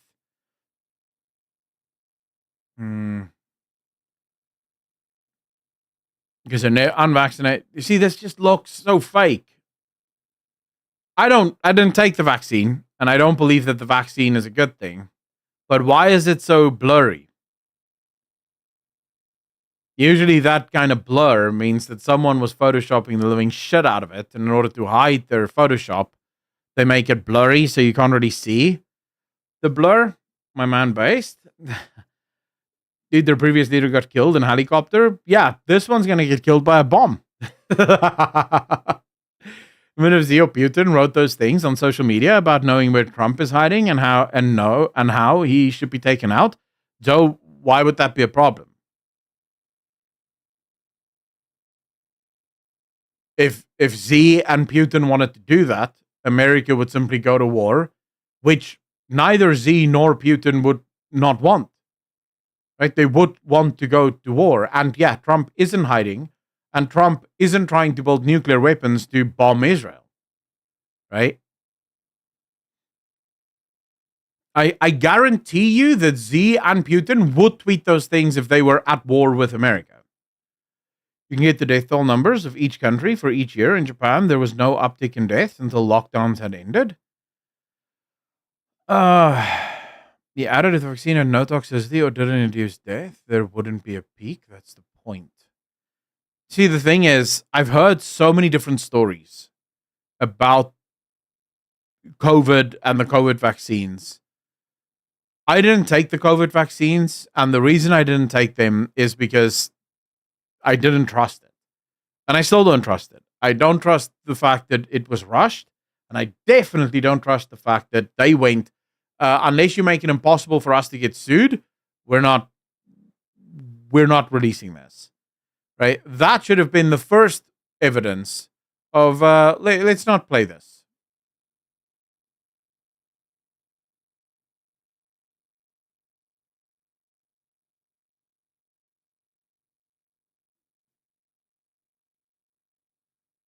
Kev, what is that?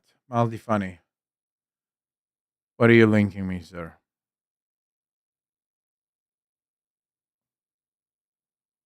That I actually have no more opinion. Wait, so this is not TikTok. What am I looking at?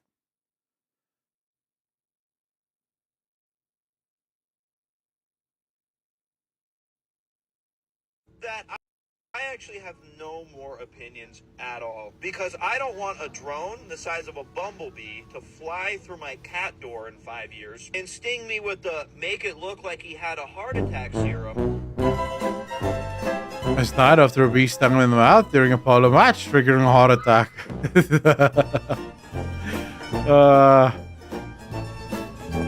I support the current thing. Probably soon we're gonna have to have that. Right? You're gonna have to support whatever the current thing is, or else they could just disappear you. I was searching a job back then. I don't have any choice. Russia is at war with USA. Right now, Russia and the US is in a proxy war. Sure, they're not in an actual kinetic war, at least not at the moment.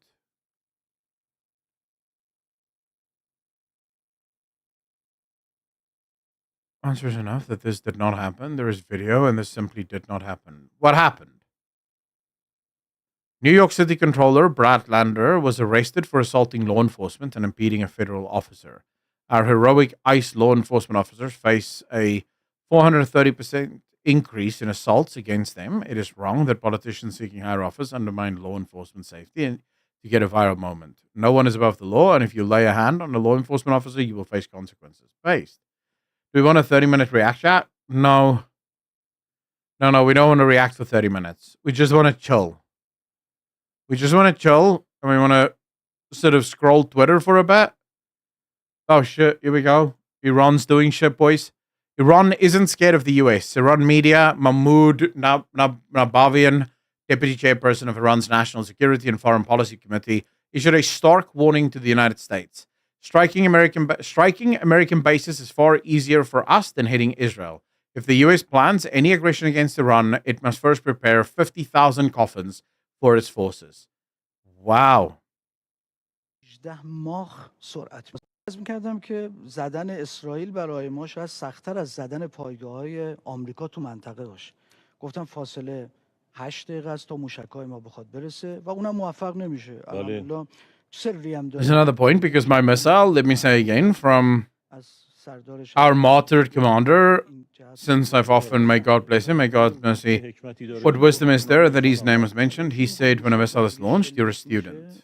The hell is this? It reaches a speed of 16 to 18 Mach from here as it goes. So how are they supposed to, because our missiles hit? Dude, this guy's just talking nonsense. Like, this guy seems to not know what the hell he wants to talk about. Good night to this. There are no American forces in Ukraine.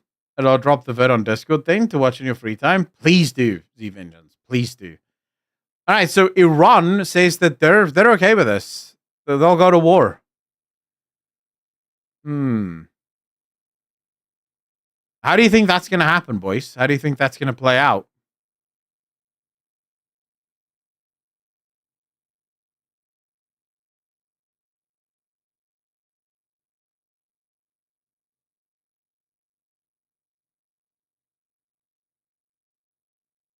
They can't hit mainland Israel with more than 1 or 2 missiles out of 300 waves. But he says he can hit our troops easier. I'm going to have to go BS on that one. If Iran can build a missile, imagine what America can do. America already has missiles. I think threatening Trump like that isn't going to end well for the prick. Dude, but here's the thing. I would actually prefer if we could stop the nonsense in war. CR, how you doing?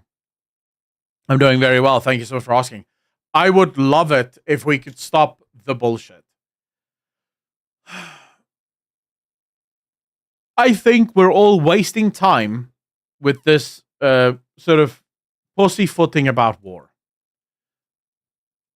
I say what America needs to do is bomb the living crap out of Iran until nothing is left standing. Right? Like just slaughter everything. I don't like this nonsense of, oh, we have to do gentleman-like war and we can't do this and we can't kill civilians and we have to. It's like, dude, it's war. It's war. Enough of this nonsense. Let's go back to actually having proper wars. Like Iran should bomb every city in America and America should bomb every city in Iran. First one finished wins, right? Like the first one to bomb the last city wins. That's the end of the story. Because this nonsense of us just going, wait, let's, because you know what's going to happen, right? You know exactly what's going to happen. It's going to be another one of those wars that just goes on forever, right? Slowly but surely work your way through the whole of Iran. Iran's pretty big, by the way. It's complete nonsense. Glass the nation? Why not? Everyone seems to pretend like war is this nice thing, that we can just go to war, but in a nice way. War isn't nice. There's nothing nice about war. And maybe if we stop pretending like war can be nice, fewer people will actually go to war. You know, maybe if we stop pretending, because you'll notice how it's only ever the West that seems to give a shit about civilians dying. Israel targeted nuclear facilities in Iran. Iran targeted civilians in Israel. It never seems to be the Middle East that goes, hey, we should probably not kill a bunch of civilians. The longer they drag it out, the more money they get. It's a money-making scheme. CR, that's why I'm saying we should remove all of the restrictions on war. Just go ham. It will make a lot of people go, ooh, let's skip that. Let's not do that now. What you are saying is have Iran built nukes, so you changed your mind on that? How would Iran having nukes be a good idea? From Iran's perspective, having nukes would be a great idea, right? Iran wants to use those nukes. But why would the West want to allow Iran to have nukes? There was 7th, cough, yeah, it's about one side. You just said everyone should bomb each other with what? Dude, what are you saying? We're not talking about fairness. I just told you, war should not be fair. At no point did I say we should first give Iran time to build their nukes and then we can start the war. Because here's your problem, okay? Here's the problem with the whole, Iran is not a rational player. Every other nation in the world that has nukes have nukes because they want to dissuade people from bombing them. That's why they have nukes. If you invade us or if you bomb us, we can use nukes against you. So better not do that.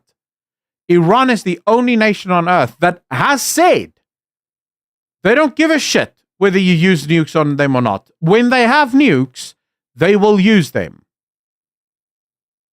Iran has never said that their nukes is only for protection, or as a what's the English word for it? As a countermeasure.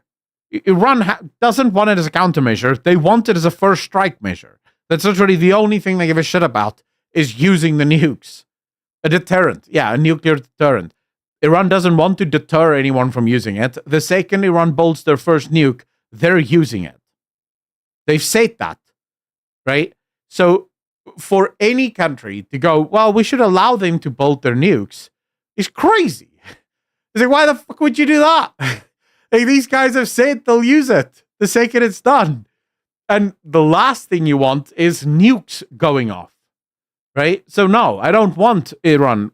If Iran is hell-bent on building their nukes, then Israel and the world needs to bomb Iran out of existence. Bomb them back to the Stone Age. Have never been started or waged for the good and benefit of the general population, but stemmed from nation leaders, personal greed, and selfish ambitions. Razor, you're absolutely correct. You're absolutely correct. But that's exactly the point, right? Is we seem to live in this era where a lot of people think that war is nice so that you can wage nice wars. A lot of people think that people shouldn't die in war. It's like, dude, we need to stop thinking like that's pussy behavior.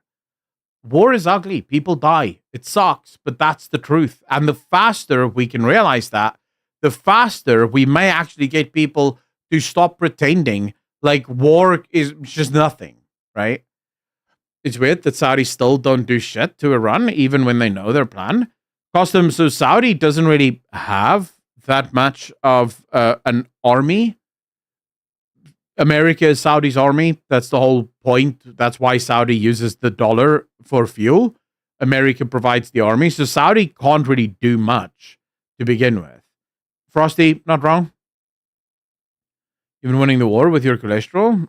Loads of media. Okay, so let me just make sure here. You and I were having a debate about Iran and Israel and discussions about that. I said something you didn't like that you couldn't really respond to. And you're now making fun of my weight. Are we in kindergarten? Like that was the kind of shit that we did as kids. Oh shit, he got me. You're fat, bro. Dude, come on. Like, grow up, please. Let's not do this. Yeah, who gives a shit what Iran has? Loads of media. Look, if you want to defend Iran, go to Iran and go fight, man. All the best. Take a selfie. Send it to us on Discord. Are you sure? Wait.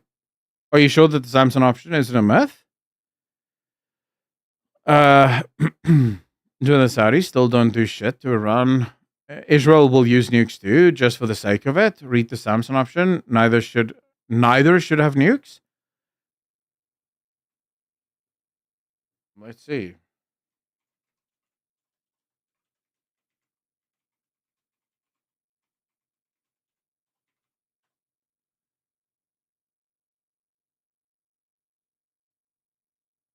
So the Samson option refers to a widely discussed but unconfirmed strategy attributed to Israel, suggesting it would use nuclear weapons as a last resort to ensure its survival, potentially targeting enemies, even at the cost of massive mutual destruction.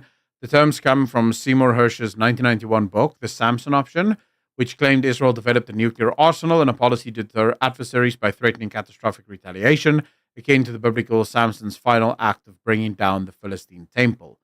Evidence for its existence is circumstantial and debated. So literally, you believe this because one dude wrote about it. We're locked in here now. Any more personal attacks? You're getting banned?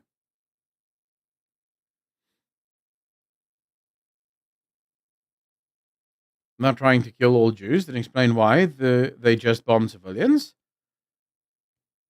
Rustic, I'm literally looking at it here, and it says that it all stems from Seymour Hersh's 1991 book, The Samson Option, which claimed Israel developed. So, historical context: Israel is believed to possess 80 to 400 nuclear warheads. We know that they have nukes, though it maintains a policy of nuclear ambiguity, neither confirming nor denying its arsenal. Declassified documents like those from the Nixon era show U.S. awareness of Israel's nuclear capabilities by the late 1960s.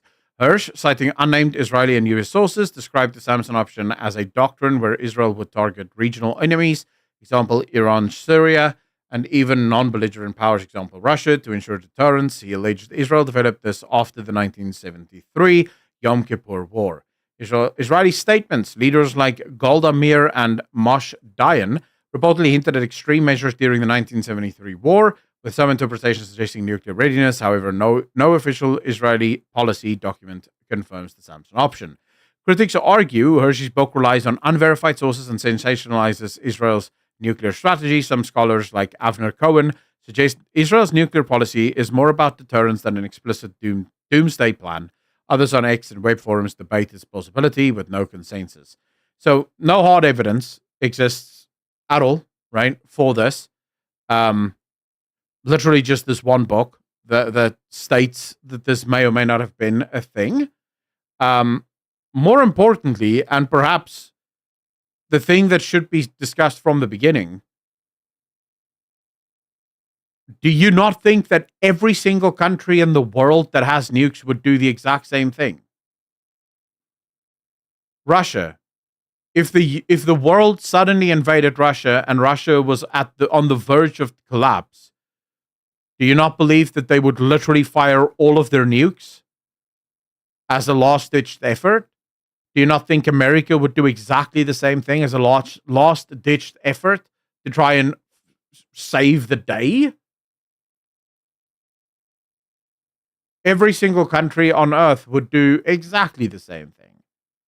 If they're pushed to the brink where there is no hope left, they're going to use whatever last hope they have to try and save their country. That's just guaranteed going to happen. So I'm not even sure. I don't necessarily think this is true in any way, shape, or form. But even if it is, yeah, it sounds like pretty much every other country's idea with nukes.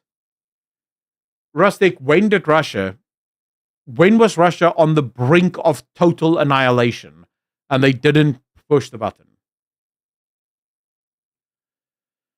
What they want, the truth is we don't know what happened in Gaza and Israel, but we know exactly Iran cannot have nuke weapons based on what they said.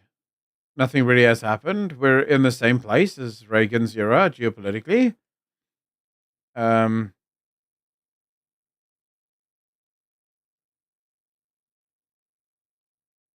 You're both on several monitors.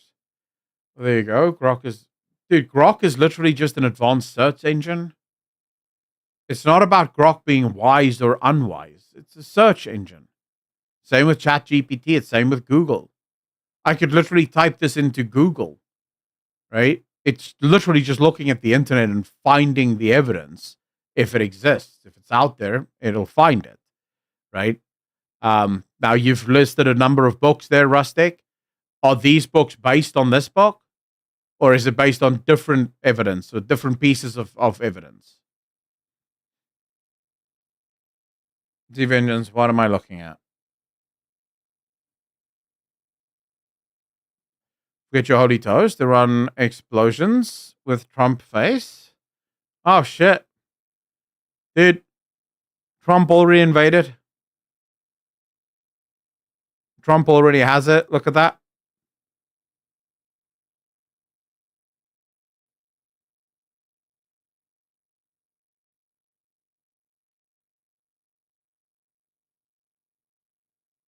Yeah, Iran's already, it already belongs. Yeah, I mean, there you have it, right? Iran's going to be everyone thought that it was going to be Greenland or Canada.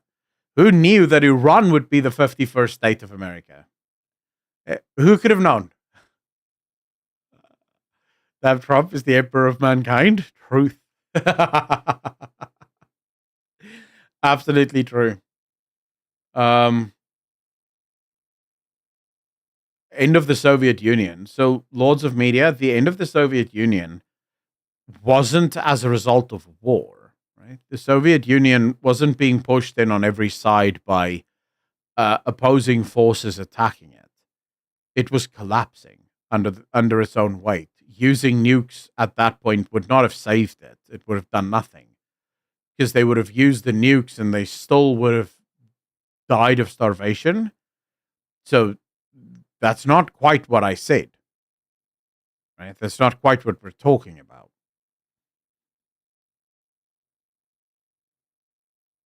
Oh, what is this now? Z Vengeance. Okay, so God Emperor Trump, the internet we were promised. Master Drone, popularly referred to as God Emperor Trump, was a 65-foot, 20-meter paper mache sculpture and float depicting Donald Trump, the President of the United States, dressed as a fictional God Emperor of mankind from the Warhammer 40k miniverse. Or miniature. Dude, that's actually quite cool. And that's actually quite cool. Oh, man. I think there's the one thing that I find interesting, right, is that my mindset around pretty much all of this is I'm very open to almost all takes on this.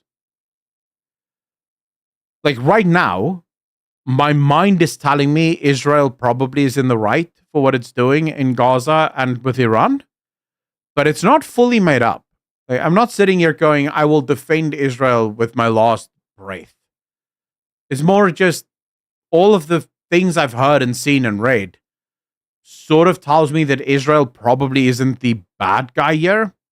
Like, not they're bad, but they're not the baddest of the bad guys. But I'm happy to be convinced either way if someone can give me evidence that actually showcases it. What I find interesting is the amount of people that nothing can convince them.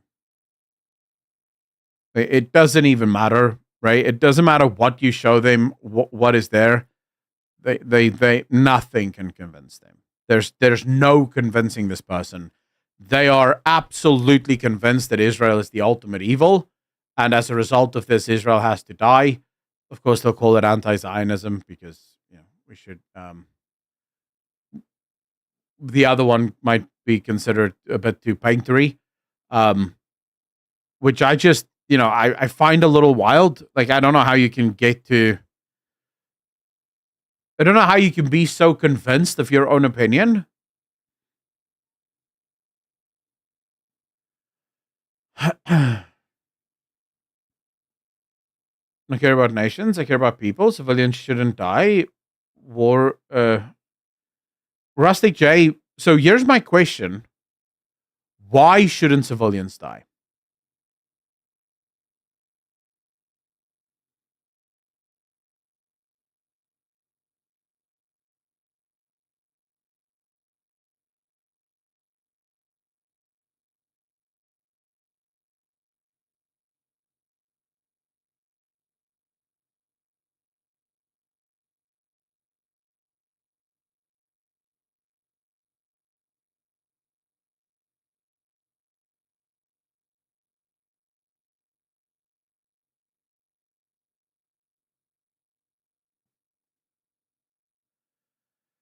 Ways are not more realistic. That's the problem.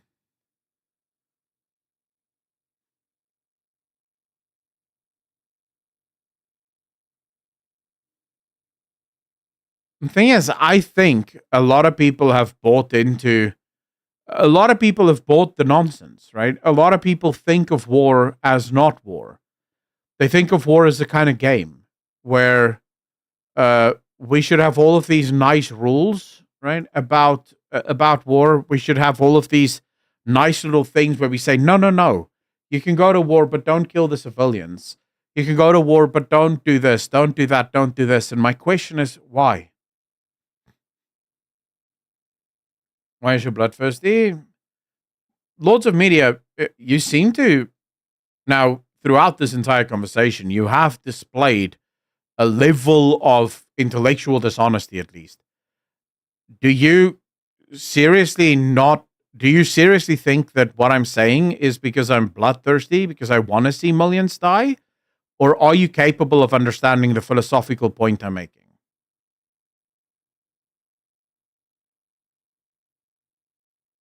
There's a philosophical point here, right? This is a philosophical conversation.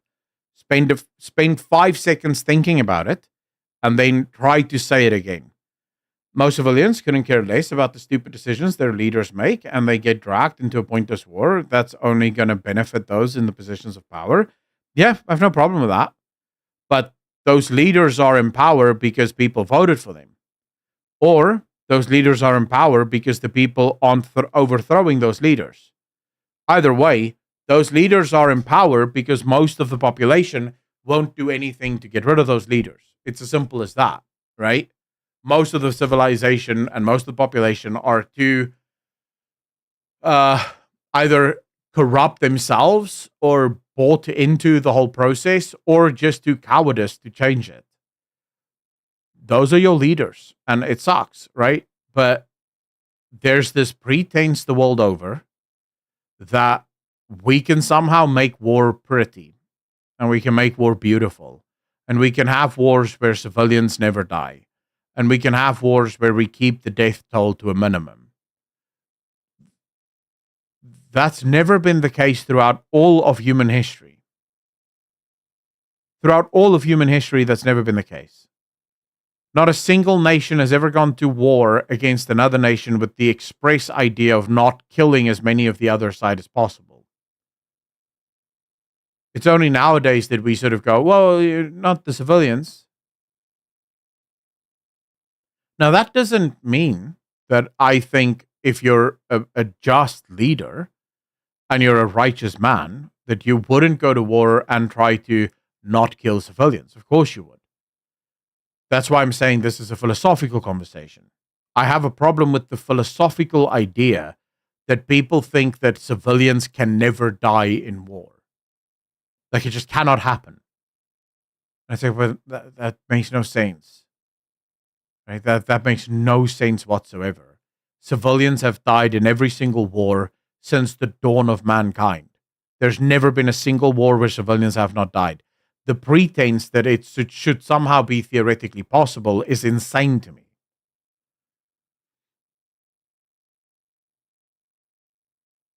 We can have those if my plan comes to reality. Fight wars in a battlefield or COD lobby. That could work. Too many people have become comfortable in their bubble of safety. They forgot the amount of real violence it took to create. You just said it's okay for civilians to die. You laughed at people dying earlier. Watch yourself and listen to what you've been saying. I laughed at people dying. When? Who did I laugh at? I didn't laugh at people dying. I don't think I laughed at all during this stream so far. I did say that civilians died during war, and yes, that's a fact. I didn't say that civilians dying during war is okay. I said we should stop pretending that civilians don't die during wars.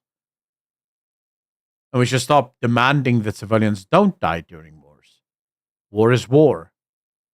And if people actually woke up to that reality, people would probably be a hell of a lot more careful with who they vote for. People would probably be a hell of a lot more careful when it comes to the kind of leaders that they elect. If people actually understood the price of war and didn't try to fool themselves into thinking that, oh, we can have war and no one dies. There's also another scenario. You rise off against your oppressors. Civil war ensues, makes everyone's lives worse. If there is no clear winner, a power vacuum takes place. Multiple entities vie for power. Lawlessness in the name is the name of the day. Massey, again, the argument here is if you have an absolute tyrannical leader that is willing to go to war and destroy your own country, and you're not doing anything about it, then you are to blame for everything that leader does. There's an attack on civilians. You should educate Netanyahu on your philosophy. Lots of media, I think you're the one who clearly doesn't understand anything I'm saying. You're just, I think you're purposefully trying to not understand. So I'm just gonna ignore you because I either cannot, either it's way too above you and you just fail to understand anything, or you're purposefully trying not to understand it. But it's not the reality. The reality, war is bad and killed your loved ones. That is not a movie. There's no romance in war. Custom, that's literally what I said, right? Oh, that's literally the point I'm trying to make. Peace sickness, as the Japanese called it. Bro, Israel is wild right now. Imagine opening your window and seeing this. Oh, what the hell is going on now? Holy shit. Look at that. That is absolutely insane. The woke war never ends. True. Netanyahu should be ignored entirely after he lied in Congress about Middle East. That's wild. Dude, imagine looking up at the night sky and seeing that. Marathon refused to be cancelled. I don't think they'll cancel Marathon. I think they'll just continue to sort of truck along in the hopes that they can eventually solve the problem. Why delay the inevitable? Pringles, because I think they've spent a lot of money. The game's been in development for 4 years. For 4 years, they've tried to bring out this game. To cancel it now would be problematic, right? Because they'll lose millions. Normal indie studios would have folded and collapsed. Pringles, yeah, but, give Bungie a chance.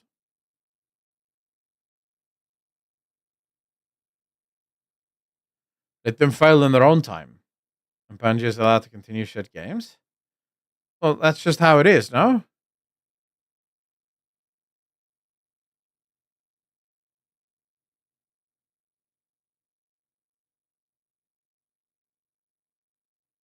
Try the game Nine Kings. The demo was cool, man. No, I haven't. If they release and it flops, they can blame the customers. If they cancel it, the investors will axe them all without question. Probably also not wrong.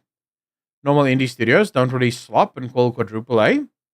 I think, well, to be fair, there are a lot of indie studios that do produce absolute slop, right? So let's just be clear. Not all indie studios are created equal or good, but you are correct. Most of the games that you'll get on that level, sort of with that, I guess people looking forward to it in the same way. Most of that would definitely not make the same mistakes. You would be horrified if Tel Aviv didn't have an Iron Dome and the casualties were in the thousands. Probably not wrong. Probably not wrong.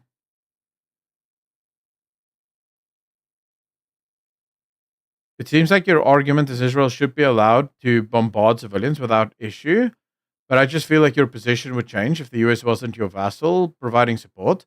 Remy, okay, that's not my argument. That's literally not my argument.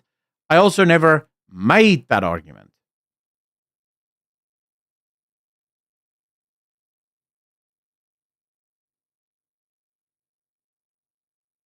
So,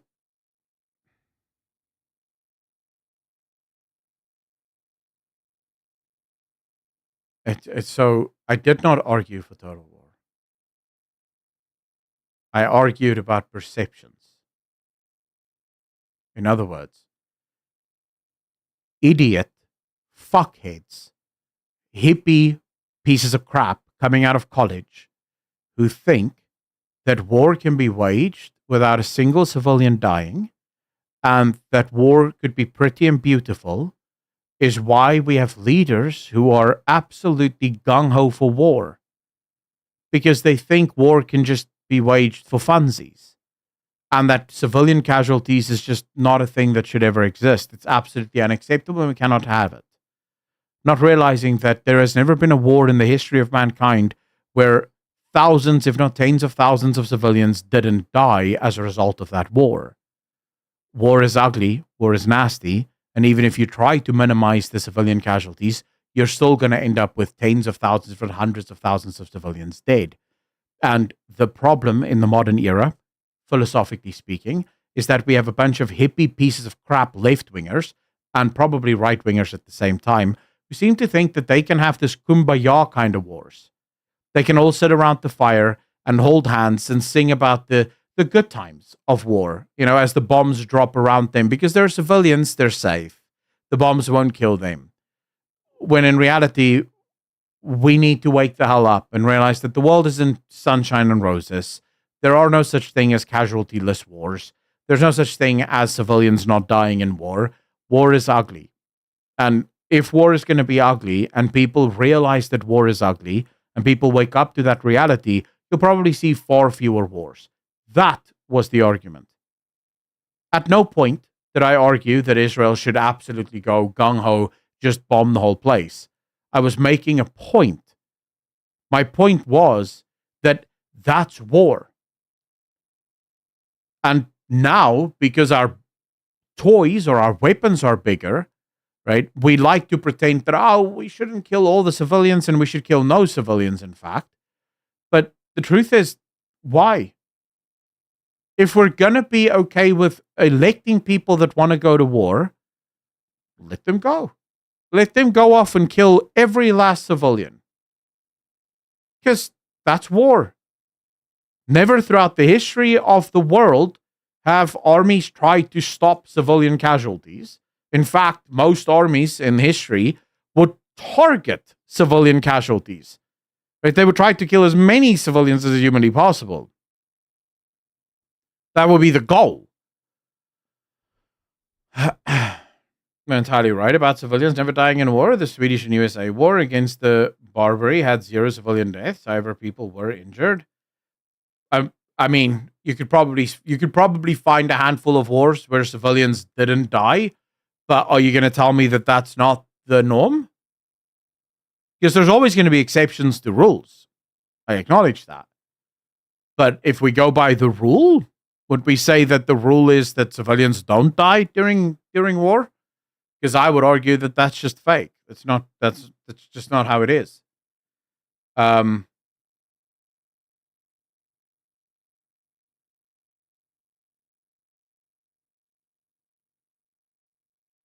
we block the troll in the chat?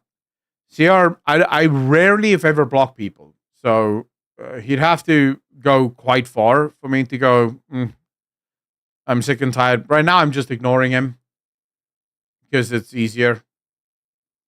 Did any civilians die in the Emu Wars? No, but well, who won the Emu Wars? Do we know?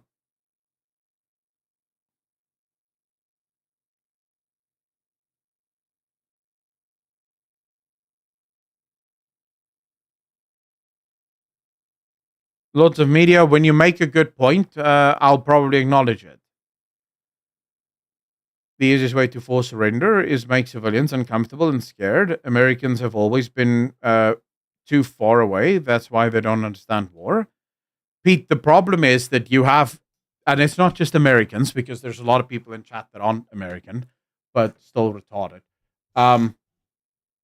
The problem is that there are too many people who think that war can be cute. There's far too many people that think war can be cute. And that is our problem. That is the problem that we have in the West. But see, the issue is, in the West, we say you can't kill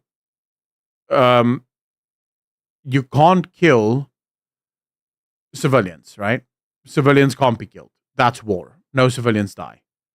The Middle East doesn't follow those rules. The Middle East will kill civilians. We just saw it with Iran and Israel, right? Iran targeted civilian locations. Iran didn't try to take out military structures. They targeted specifically civilian locations to try and kill as many civilians as humanly possible. So clearly the Middle East doesn't play by these rules.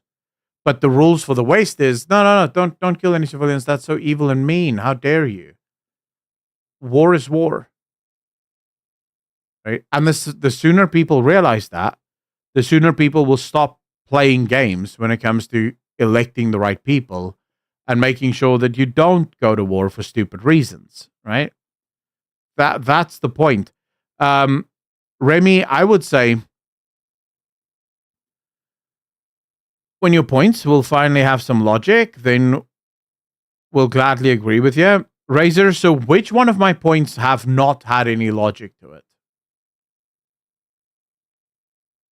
Please, by all means. War never changes, so early despite cowardly, naive political leaders. He's gone, chat, don't worry about it. The West is way too soft these days. Not you, I was talking about Lord. Oh, right. Razor, I thought you were talking about me. Sorry. He was talking to that Lord of whatever, but I've muted him. Yeah, some people, I think, just, and I'm not necessarily saying I blame him. I think philosophical conversations can be very difficult because a lot of people get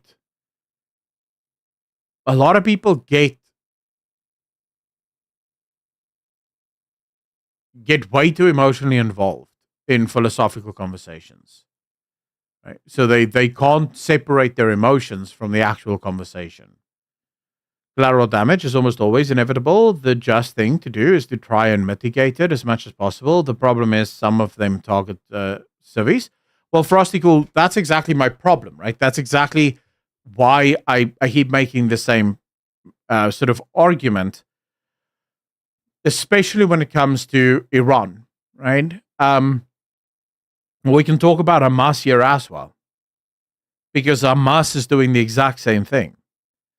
You have the world, so the West, demands that no civilians ever die in war, right? You cannot have civilian deaths.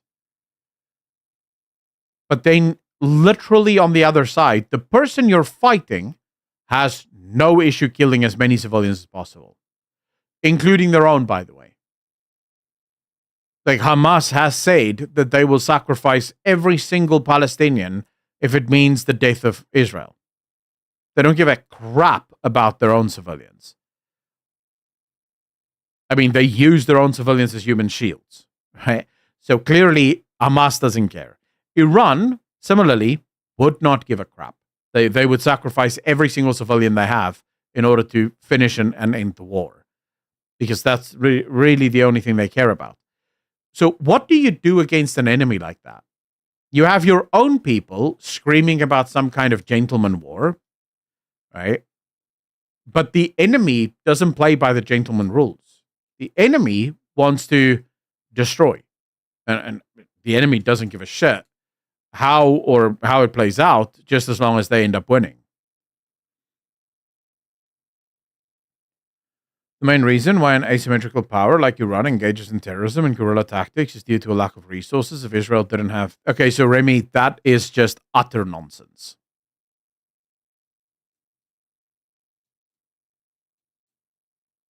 The sanctions on Iran was placed because of how terrible they are at playing with other people. Even before the sanctions on Iran, Iran was causing trouble. Consistently causing trouble. So I'm not entirely convinced, even for a moment, that, you see, this is another one of those liberal bullshit arguments. Every single time you have a dictatorship throughout the world, the dictatorship is actually just a dictatorship because of Western influence. The West made them a dictatorship. This is why every single Islamic country gets completely forgiven by the left, because it just so happens that it must be America's fault for every single one of these countries being completely evil and disgusting and bad. But then you do have countries with examples of the West not interfering with those countries at all, and they still become pieces of shit countries. So you sort of go, okay, I'm not entirely sure if the West can be blamed for every single one of these resource problems.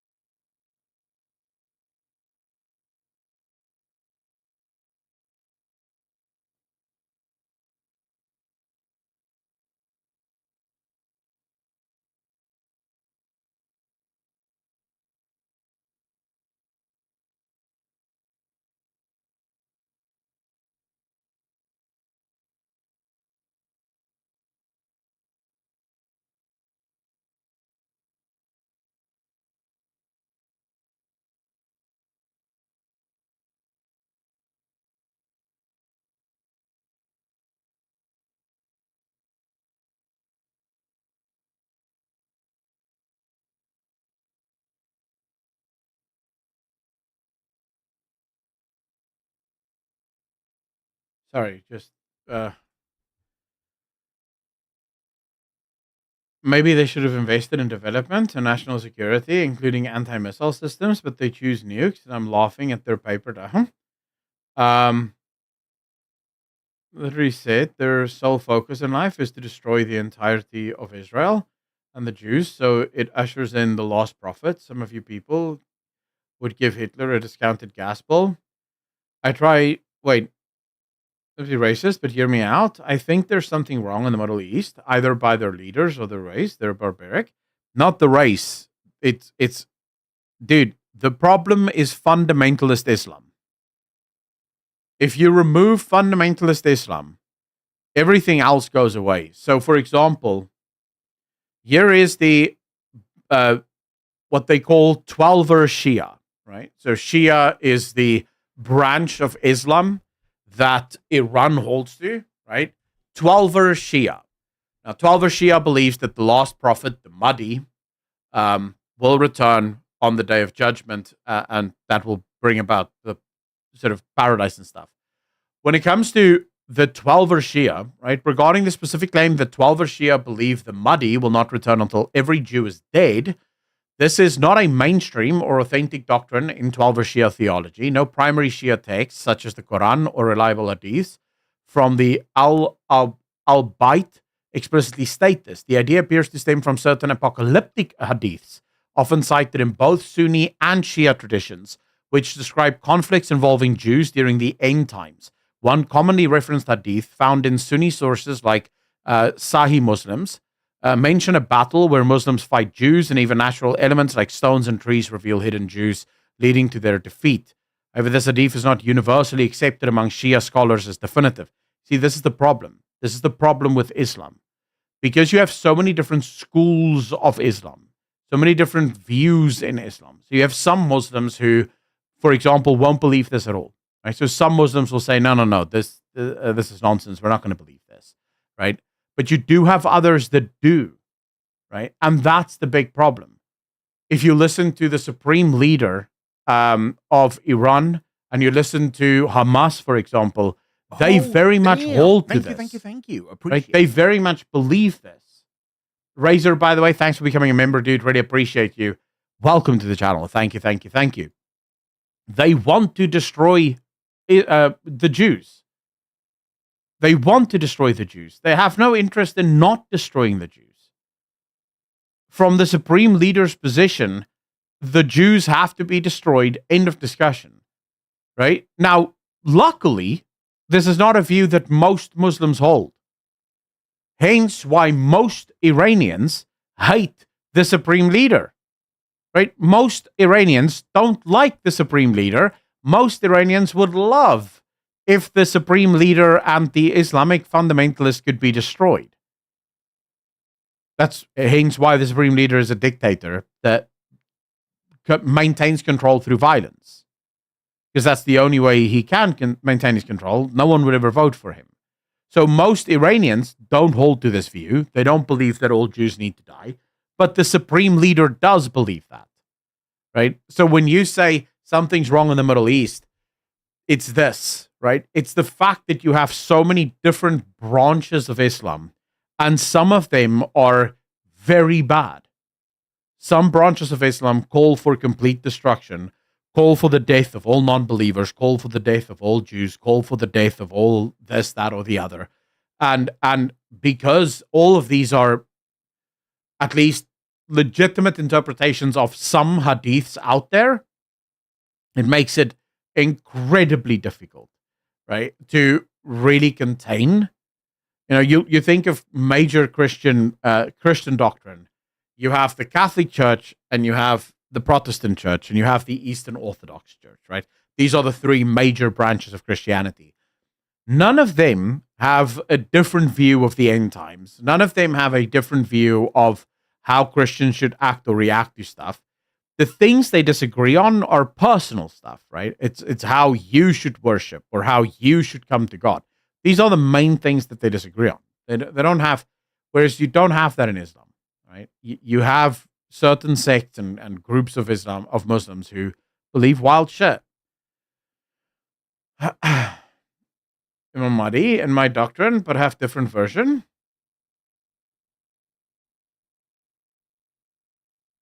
Some people point at questionable parts in the Jewish Torah, but Jews know better than to follow those parts.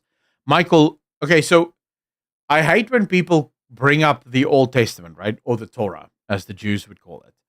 Because there is, and we discussed this yesterday, there's one fundamental difference between the violence of the Torah versus the violence of the Quran, as well as the violence of the Hadiths, right?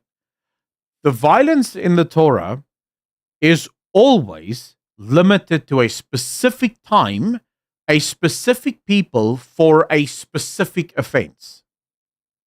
So to give you an example, when Jesus comes down with two angels and appears to Moses, was it Moses or Abraham? I think it was Moses, but it could have been Abraham. But he appears to Abraham or Moses, and he tells him that he's going to destroy Sodom and Gomorrah, right?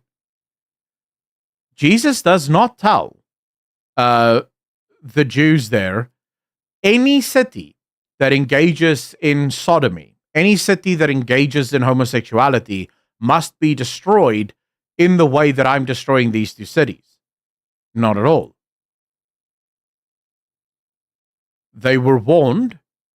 Multiple prophets were sent to Sodom and Gomorrah. You actually see how evil the people of Sodom and Gomorrah are, because when the angels arrive in Sodom, right, the Sodomites, the people living there, want to molest the angels. Right? That's legitimately how bad things are. But the judgment is rendered only on those two cities. It's not an open-ended judgment. So Jews today cannot go to Los Angeles and just nuke Los Angeles out of existence because it's full of sodomites. The Bible doesn't give the Jews the right to do so. Every single time judgment is rendered upon an area, the judgment is on that area and only for that time.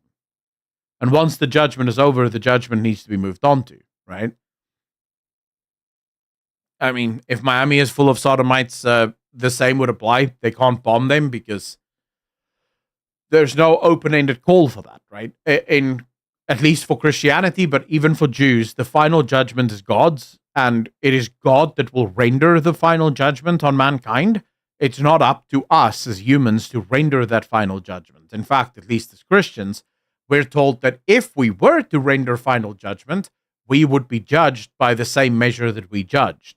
So it's favorable to not judge. We are Rome, dealing with the Messianic rebellious Jewish sect.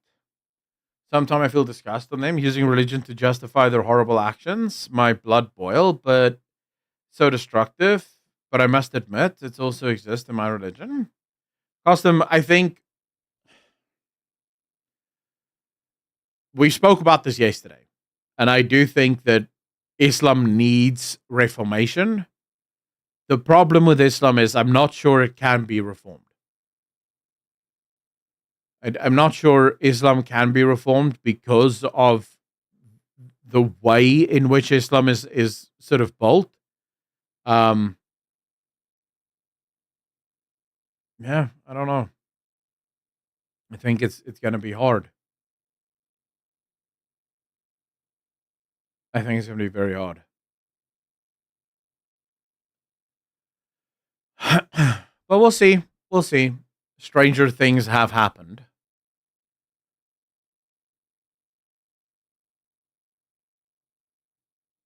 We might need another meteor to reset the world. I don't know if we'll come back from that one. You got the final revelation now? You're already the loser? Tekla, what do you mean? No, you can't do it, but at least in my country, it's not so bad. There's a number of countries that have figured it out.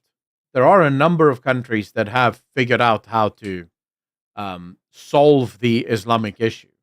But almost all of them do it in exactly the same way. And that is, you basically have to remove the political element of Islam.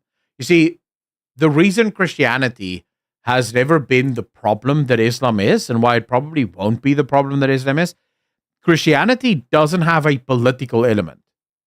That doesn't mean that some people don't make Christianity part of politics, but the Bible doesn't tell us how to run countries, right? Because even if you go back to like the law of Moses, the law of Moses was supposed to be sort of applied by judges.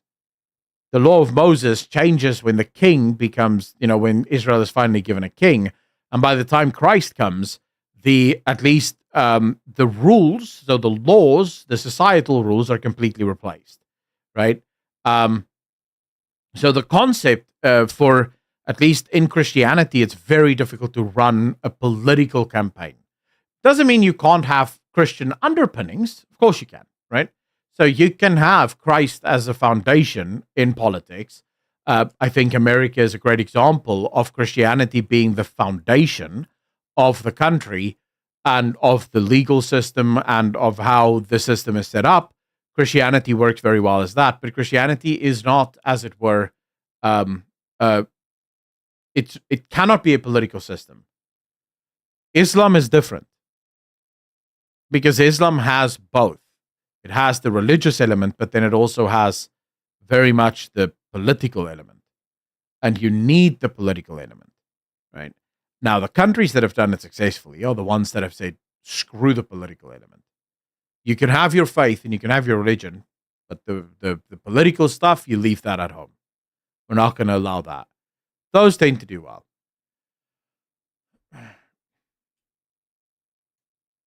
Secularism is inherently a Christian idea. Istvan, how you doing, bro? Yeah, well, yeah, I wouldn't disagree with you.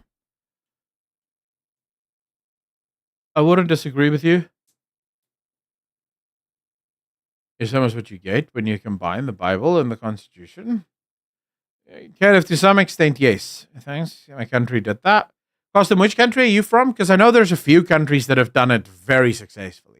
There's one country in particular, I just can't remember the name of the country, but it is a majority Muslim country, and yet it has no hijabs, no anything like that. Indonesia. Yeah, Indonesia would have done it rather well as well. Some Jews also use religious texts as a legalist system. They call it halak.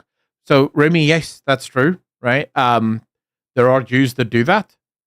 I think the lucky thing is that it's quite a small group of Jews. Now, Judaism is already a very small group, right? Because converting to Judaism is very difficult.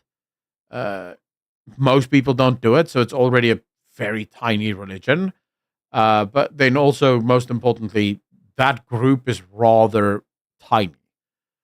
But yeah, you could, right? If you're a Jew, there are definitely ways in which you can make legal systems from the Old Testament, because the Old Testament does have a legal framework for running how they were supposed to run their society, right?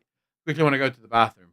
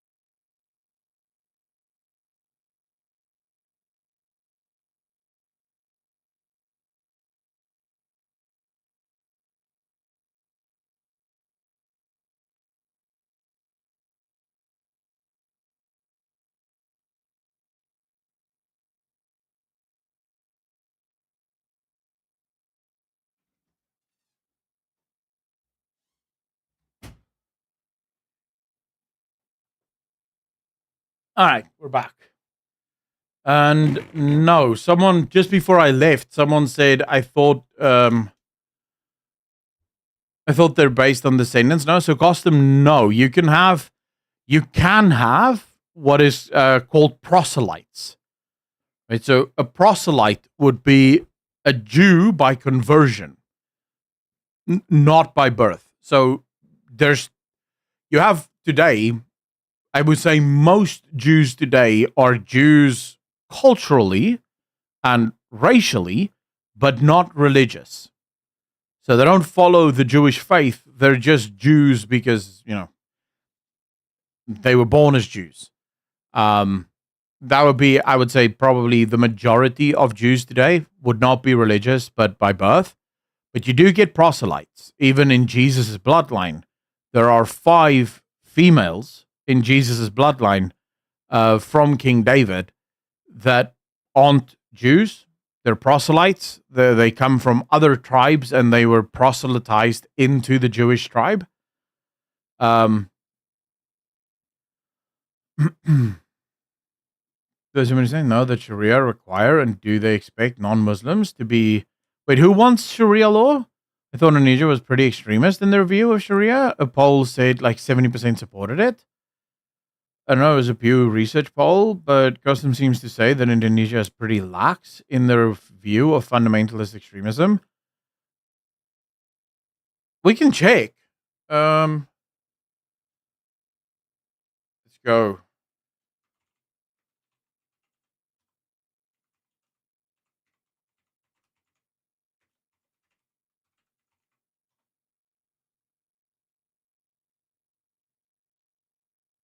Let's see.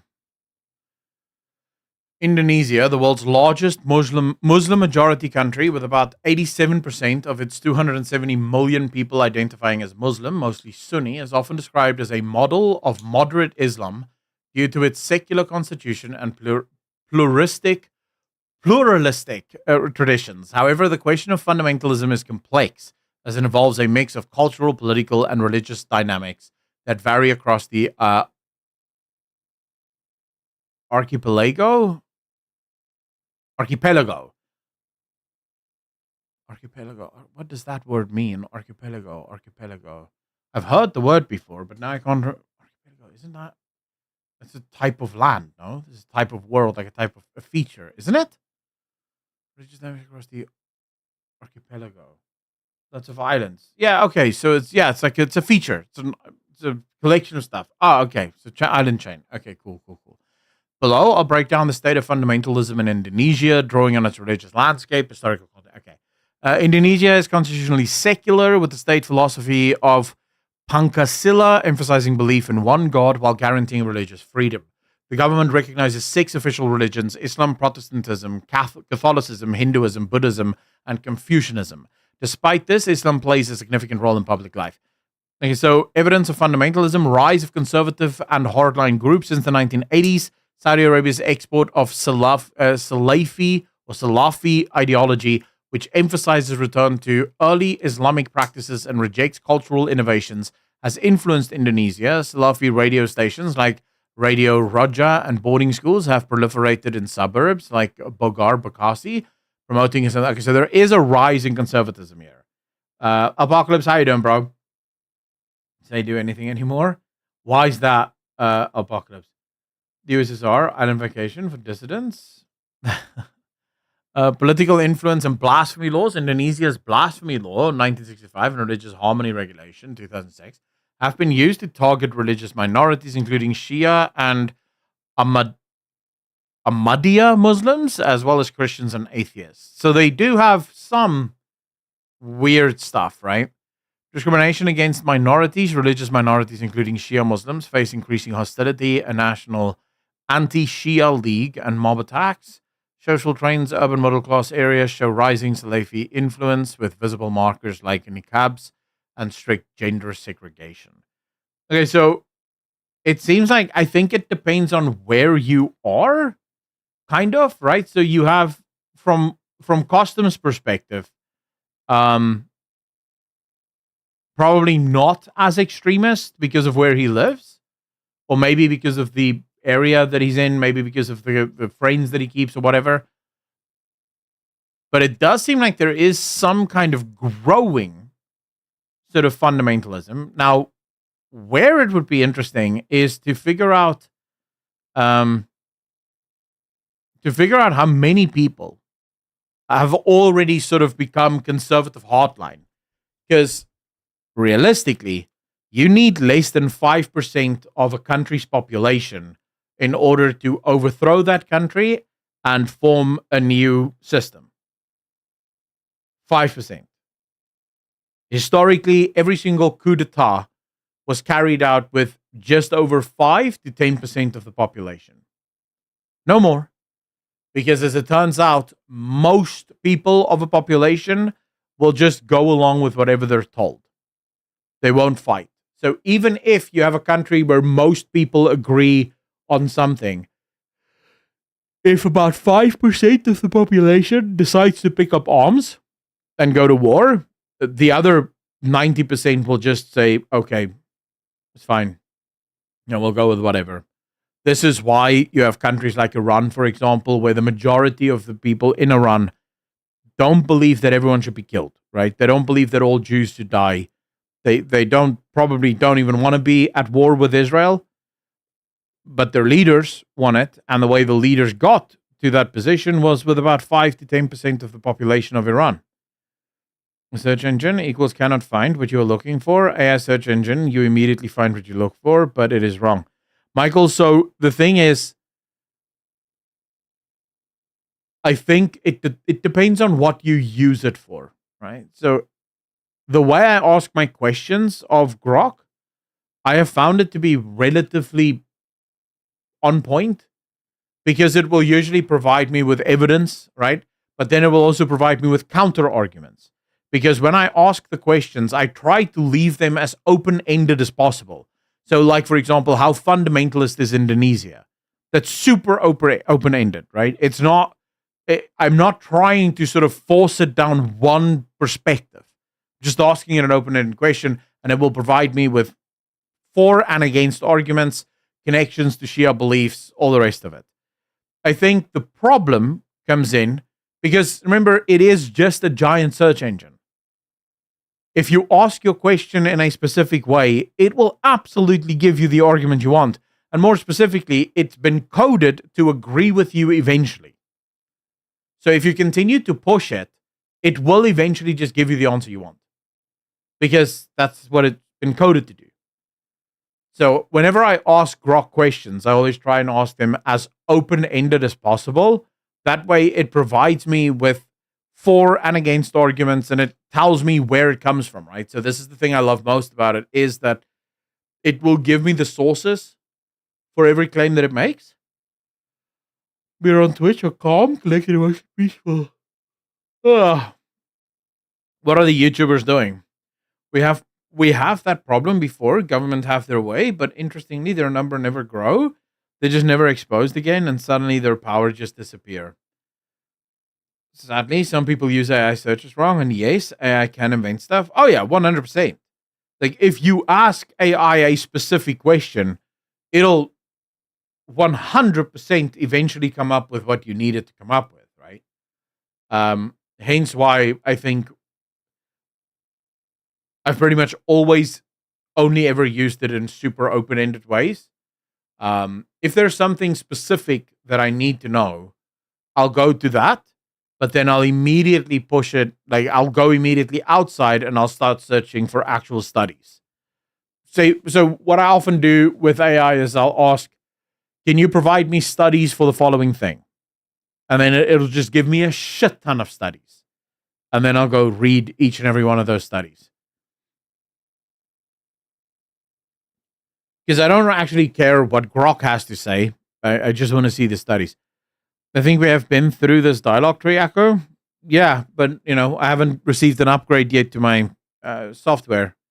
So we'll have to keep going over this dialogue tree until my software update is complete. These extremists never grow. They'll always get caught before they ever grow. I asked it to identify a plane, and it identified it as a Mirage 3 when it obviously was an F-15. It obviously used the context of the prior conversation as bias. Can do that, yep.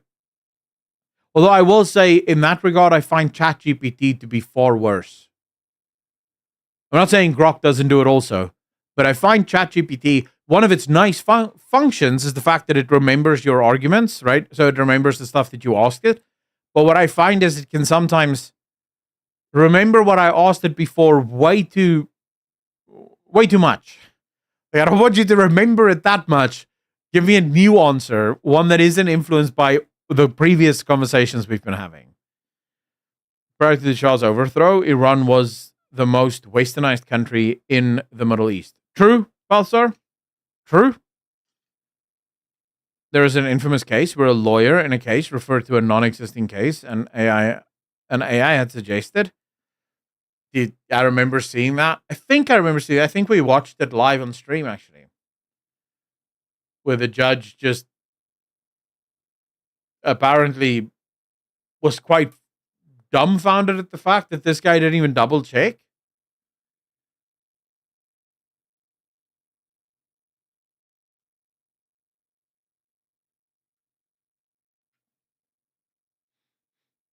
No, I definitely don't think you should be using I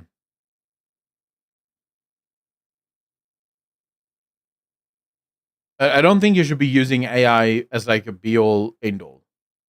I like using it as just like a quick search engine because I will say this, it's a hell of a lot better than Google. The problem with Google is biased as shit. Like trying to find anything on Google, depending on where you live, good luck. Like, there's people who have actually done the research and they've shown this. If you live in LA, right, and you were to Google something about LGBTQ, the answers you'll get in LA will be completely different to the answers you get in Texas. And so if you ask that exact same question in like a conservative area, very different answers. So Google is one of the most biased places. So I do prefer AI to just normal Google. The answers to the question, even if it means giving a wrong answer information, as long as it makes the user happy. So Razor, I had this a while ago where I asked about a bunch of stuff just because I wanted to know. And then I asked about a game. I'm trying to remember which game it was that I asked about. It may have been Plague's Tale or something like this. But suddenly, I didn't specify that it was a game. I just asked the question. I think, when did Plague's Tale release? I think that was the question. When did Plague's Tale release? And the AI went on one of the wildest narratives I've ever heard in my entire life. Like talking about, when the Plague was released, it is quite often speculative, but there's something about 1910, and you could maybe make an argument for 1912. And I was like, dude, what the hell is this thing talking about? Like, this is not at all what I'm asking about, right? But that was because I was asking about pandemics. I think one of the questions I was asking was about like the most violent or the most deadly pandemic that's ever happened or something like that. And it just assumed that I'm asking about more pandemics. The weird friend who overshares? Sometimes, yeah. Sometimes AI can be a bit, although I find it mostly to be pretty good. I would say 90% of the time I get what I need from the AI. He's new, up and coming streamer. Who's new? Oh, Beef and Beans. How you doing, brother? Yeah, I'm an up and coming streamer, brand new. I only just started this channel. Complete nepotism that got me my my partner badge. There was a massive flu pandemic shortly after World War One. Oh yeah, Beef and Beans. Oh yeah. Yeah, the Spanish flu, no? No, was that after World War One? What are you, a son? I could be a son. Like, I'm pretty sure I could sit here for 8 hours and just say nonsense. Like have the worst takes in the history of the world. Like, dude, that would not be hard. Because being Hassan is super easy. So basically, if you want to be Hassan, there's only really one rule, I guess we should say. No matter what you encounter, you immediately look for the Muslim side, and then you take that side. So if, for example, Israel goes to war with Iran, Iran is the Muslim country, Israel must be evil.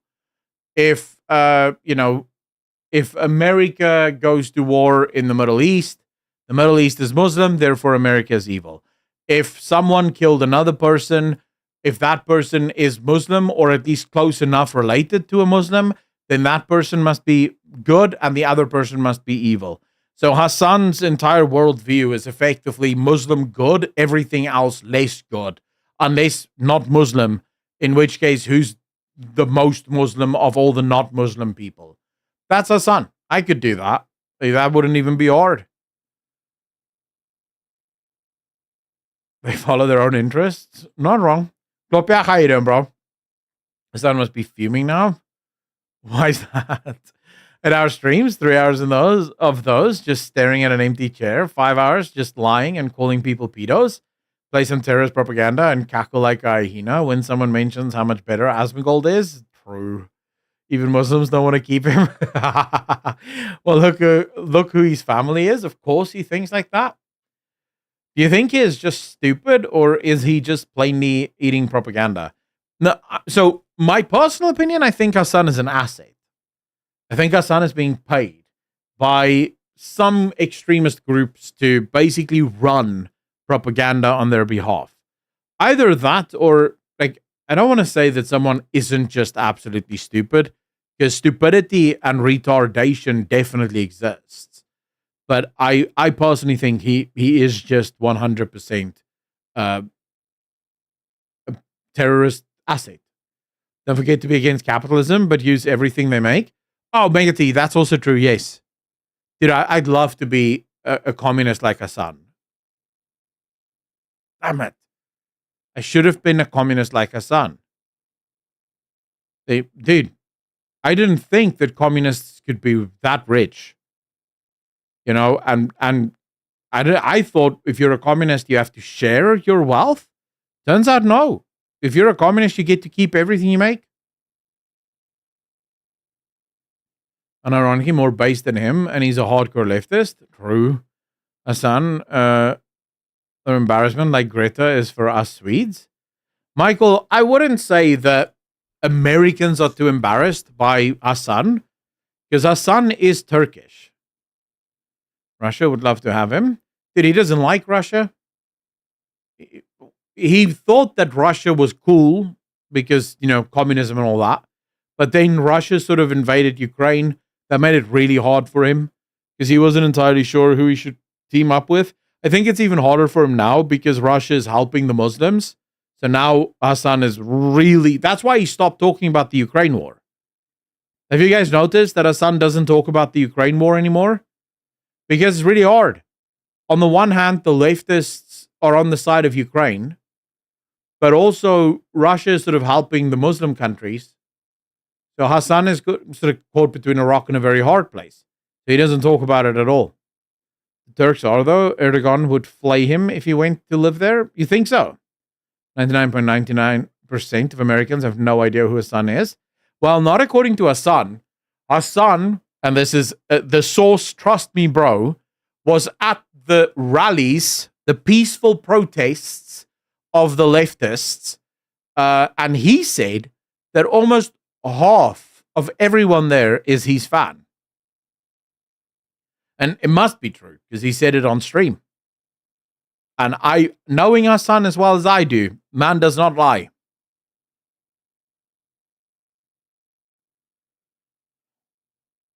Yeah, mostly peaceful. My apologies. Mostly peaceful, just with a lot of fire and, but peaceful fires.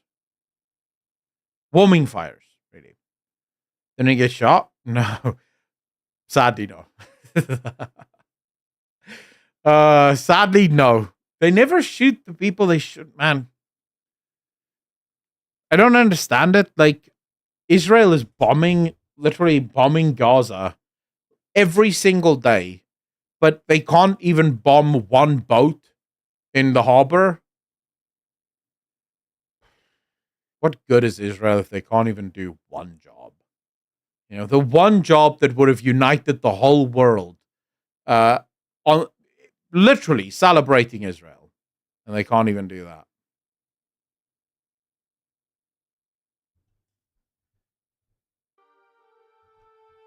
Can't they just sacrifice one tiny drone? Yeah, Razor, come on. It was one boat. It's not like I'm asking them to, move mountains over here. It's one bloody boat. Jeremy got shot in the hat, and he went, "Oh, F, bro, they're shooting at us." Yeah, of course. Dude, Hassan is such a joke. Oh, here we go. Boys, I'm going to submit you guys to South African news. In his address to the nation last year, right when he announced the government of national unity, President Cyril Ramaphosa said, and I quote, "These men and women we have appointed to the executive are drawn from all corners of our country." Have they served all the corners of the country, though? What are some of the successes that you attribute to the government of national unity? Has service delivery improved where you are? Do share your thoughts with us by sending us a WhatsApp voice note on 078-459-1897. Remember to tell us your name, surname, and where you are sending your voice note from. And please keep it to 30 seconds. Also send us an X on at Face the Nation SA. What are your thoughts on the government of national unity? Aaron, keen to hear from you. So, Custom, most South Africans, I think, don't really care. Most South Africans don't give a shit. Israel and Gaza too far away to even care. The government cares. The government is on the side of Iran because they have to be. Iran pays their bills, right? So the South African government takes money from Iran, so they will run defense for Iran. But I think the people in South Africa, most people in South Africa would probably be on the side of Israel. Remember, South Africa, for the most part, is a Christian country, right? About 85% of South Africans sort of identify as Christian. Now, I don't believe that they're Christian, but they identify as Christian. And because they identify as Christian, they're not going to be anti-Israel. They're not going to be anti-Jew. So yeah, most South Africans, I think, don't really care. The government does, but most South Africans don't give a shit. Plus, I must admit, things are so terrible here in South Africa that we don't have the luxury of caring about other countries. Like, you could literally put out a news bulletin tomorrow saying that Iran or Israel has been wiped off the face of the earth, and I'd still have more problems to deal with that would make that just the least of my problems. Envy your country because you don't get bombarded with news on Middle East when something happens. Yeah, well, there's so much shit happening. Like, for example, take this news post that just came out, right? They're asking people how we thought the GNU has been doing. See what I mean with gotcha bullshit? Look at the shit that's on my channel, on my feed with the gotcha nonsense. This is why I said gotcha games, just a bunch of porn. But okay. So they put out this sort of thing about the GNU, or the Government of National Unity, that was announced last year. Let's see what people think about the GNU. Seems like a white monopoly capital. There's an agenda being pushed, no service delivery whatsoever. Everything gets blamed on my ANC. Will the country still have confidence in black leadership? Even when the GNU is failing, and it's the ANC that's the majority party in the GNU, the white people get blamed for it. It is lovely being a South African. Being a white person in South Africa is nuts. Dennis, take care of yourself, man. Happy lurking. All right, so here we have Henriette. Ethical leadership and public service, F. Economic growth that creates jobs, F. There's been no economic growth and 0 jobs created. Enhance infrastructure for efficient trade and transparent, D. I would argue F, but okay. Improved basic service delivery, F. Quality education for all, F. Not an E. Law and order that upholds a just society, F. I would say it's much, much lower than that, but never mind that. None of the parties in that unity is prepared to deal with the issues affecting South Africans, including illegal immigration, crime, unemployment, corruption. We have an issue of foreigners, and no one is addressing it. That's my thoughts on the GNU. Nothing has changed, and there is still no jobs. Power is so-so, inflation is sky high, corruption is still happening, crime also not under control, potholes have not been fixed. Should I go on, or are we getting the picture? Evening in the beautiful house, to speak truth, we as community, we didn't benefit nothing from GNU.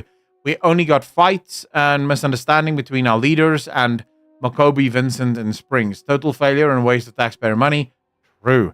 I surprised the reporter even still alive. You probably talked about this before, but do you still experience brownouts, blackouts almost daily? So Remy, that has stopped mostly, although a lot of us think that it may actually be fake. They may actually be burning a lot of money in order to pretend like the power isn't a huge problem. The issue is that the power is going to continue to be a problem because they're not building any new power stations. So even if they're actually fixing the ones that we currently have, the ones we currently have is under constant pressure. But at least for now, it's not really happening anymore. The rubbish, arrogant, thieving, incompetent, gluttonous ANC must be kicked out. Make them pay come the next elections. But as the masses go, if they're happy with rubbish simply based on racial politics and their utter stupidity, they must accept their choices and shut the F up.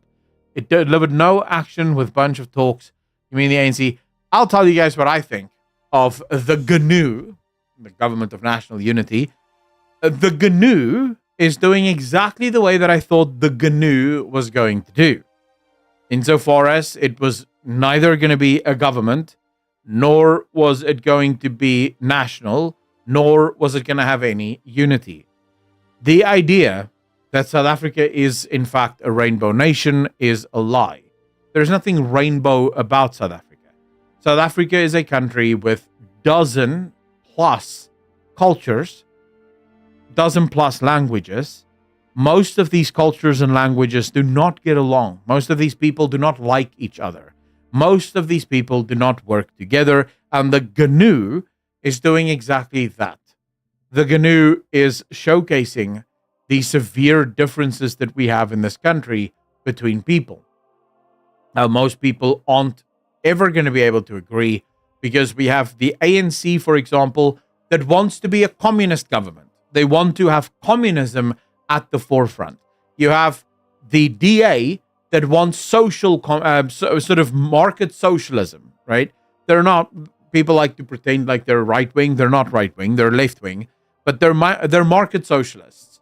So they do want some free market, but they also want some socialism. You have the Freedom Front Plus who claim that they want to be capitalist, although I highly doubt it. You have a bunch of smaller parties that range from social Marxism, market socialism to communism, or at least communism light. Fundamentally, you have a government that cannot agree on a single element within governance.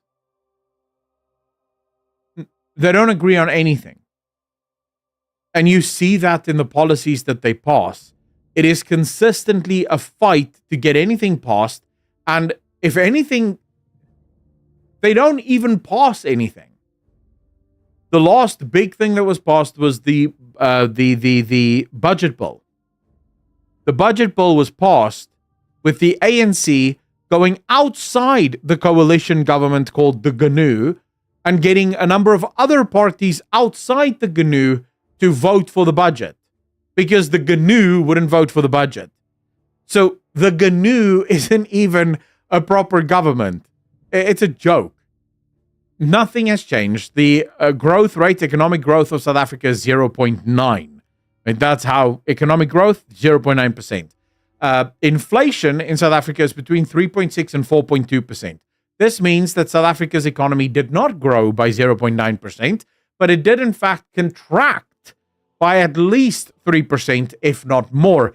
Population growth in South Africa is between 1.6 and 2%, which again, with 0.9% economic growth means that it actually declined. So fundamentally, no matter how you look at it, South Africa is performing worse. Crime is up, not down. The economy is worse, not better. Inflation is up, or at least inflation is sort of stagnant. It's not really going up or down, just sort of what it is. The rand is doing worse and worse and worse. The only thing that's saving us currently is the fact that the dollar is also currently going down. So that sort of saves us a little bit, right? Well, yeah, okay. So population growth is growth. You're right. So at least in that sense, we are growing as a population. So that's one positive. In a sea of red lines going down, there is one green line going up, and that's the population growth. It would have been better if the population growth was green, but also economic growth was green, because that would actually be nice, right? But since now everything's just red and you have this one green line going up. But no jobs equals more crime. Remy, yeah, although I would say crime is also a problem of education. So education is worse than it's ever been before because the government continues to lower pass rates to increase the pass percentage rather than actually just fixing stuff, right? Growing hungry black babies. Yeah, that's another problem, CR. And let me guess, no jobs. Well, okay, so unemployment in South Africa, over 40% are unemployed in South Africa.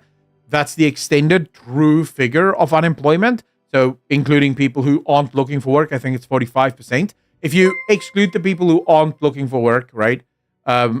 It's 35%, I think, 34%. RS Alexander, how you doing, bro? Thanks for the follow. Really appreciate you. So it's like, it's like 34%, I think, if you exclude the people who aren't looking for work. But then if you go 18 to 35-year-olds, you actually find that there it's over 60% of young people are unemployed in South Africa, right? So clearly, South Africa isn't doing great.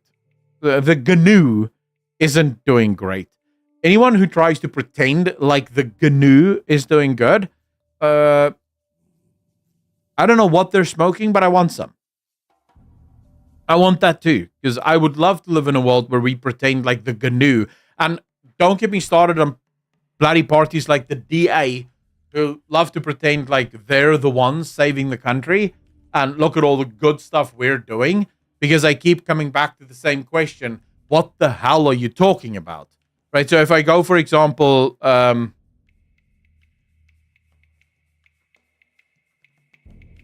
we go to the DA here, the Democratic Alliance, their leader had a bit of a speech on Youth Day where he pretended like they're doing great things. Here you go, right?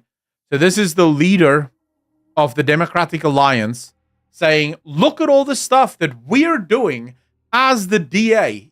Yay! What? What are you doing? The country isn't doing any better with you in the government. It's doing the same, which is shit. It's not gotten better. Well, we could make the argument you haven't made it worse. That's literally the only thing you can really boast about. We've not made it worse, guys.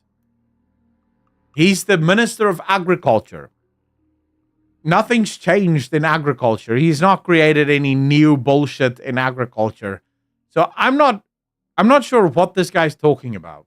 Like, quite frankly, when he's talking about how cool we are and how much the DA is doing, I don't know what he's talking about. We're about 5 million population of 60 million, pay taxes. Big problem right there. Yep, that's another big issue, right? Have you ever, Trevor Noah, who wants segregation on Africa? I know who Trevor Noah is. I didn't know if Trevor Noah, he wants segregation? How so? Into the mask on. South Africa needs to federalize. Klopjach agreed. Marikos, how you doing? The biggest mistake the writers of our constitution made was not federalizing South Africa. The provinces should have been federal. Should have been sovereign. Abaddon, welcome back, bro. President's still trying to create a job? No, my president doesn't know who the hell he is. My president is off to Canada doing Canadian things. Pretending to be part of the G7 which if I was my president, dude, I wouldn't go to the G7. The G7 is the strongest countries on Earth, right? That's why it's called the G7. My country is not part of that. So South Africa is literally included in the G7 as a sympathy vote. It's like, let's pretend like you matter.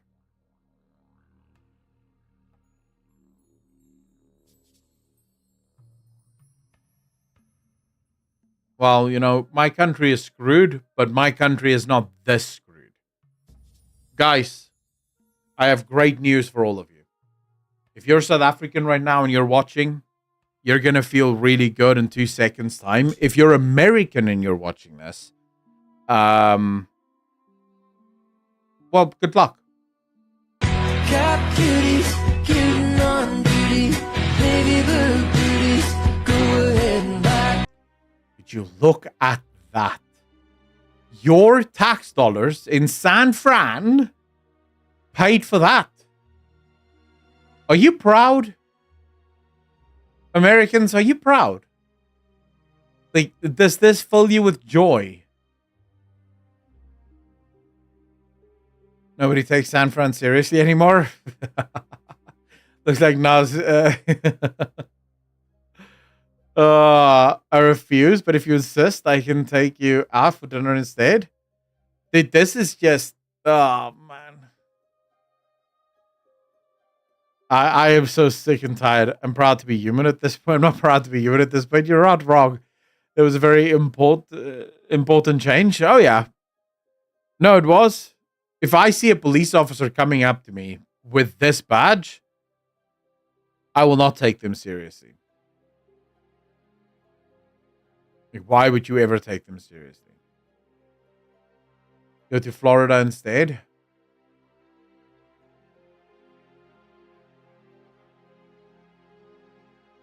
It down for you, all right? And if somebody wants to know what I mean by turn violent, all right, this is what I mean.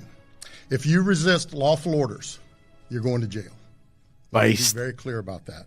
Based. If you block an intersection or a roadway in Brevard County, you are going to jail. Based. If you flee arrest, you're going to go to jail tired. Based. Dude, this is like that movie. Straight to jail. Chicken overcooked, straight to jail. Undercooked, straight to jail. I love this. Going to run you down and put you in jail. If you try to mob rule a car in Brevard County, gathering around it, refusing to let the driver leave, in our county, you're most likely going to get run over. It's Parks and Recreation. That's where it's from. Parks and Recreation. I remember that. Dude, this is insane. Can we get a round of applause for this man? And dragged across the street. Nice. If you spit on us, you're going to the hospital and in jail. Base. If you hit one of us, you're going to the hospital and jail. Base. Most likely get bitten by one of our big, beautiful dogs that we have here. Base. If you throw a brick, a firebomb, or point a gun at one of our deputies, we will be notifying your family where to collect your remains at. Oh, shit. Lethal force? Bro, I'm not against this. I am not against this. Big round of applause. Because we will kill you graveyard dead. We're not going to play. This has got to stop. You're watching what's taking place out there. You're seeing police officers that are being attacked, being spit on, being put in harm's way just for doing their jobs. You're seeing ICE agents that are being targeted. I want to say this, and it's so important that people remember this. A police officer has authority over you. He was given that authority. If you disrespect that authority, I think they have the right to kick your ass. Right? And I think specifically when it comes to throwing bricks at police officers, pointing guns at police officers, holding knives, the big issue there is a brick can kill you, right? Now imagine if a police officer gets thrown with a brick, keels over, and the perp gets their hands on a gun, right? And starts shooting people with the police officer's gun. from my perspective, I think all of this absolutely. We talk a lot about police brutality and how the police is too violent, whereas I think in cases like this, where you have riots and riots breaking out, I think the police needs to be as violent as the crowd is. Because that's going to get people to calm down fast. For doing their jobs. And you're seeing obstructionists that are doing all of this, standing in the way of law and order. Based, and more based. Mostly peaceful. The anti-ICE protests in Florida were all cancelled. Oh, no. I put the in the wrong place there. No, I get what you mean. So basically, once the protesters realized, wait, these cops aren't going to let us burn shit down like we do in LA, they just decided, never mind, guys, we're not that angry with ICE, actually. We do believe this, but not enough to get shot. There goes our fun.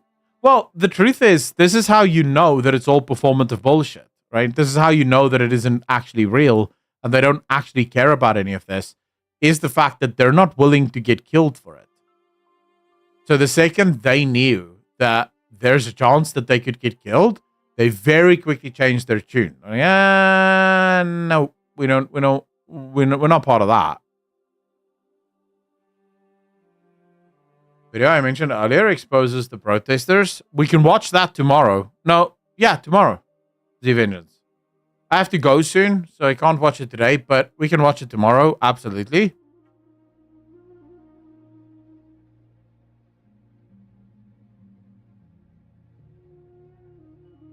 This was funny AF. Thundercool, what am I looking at?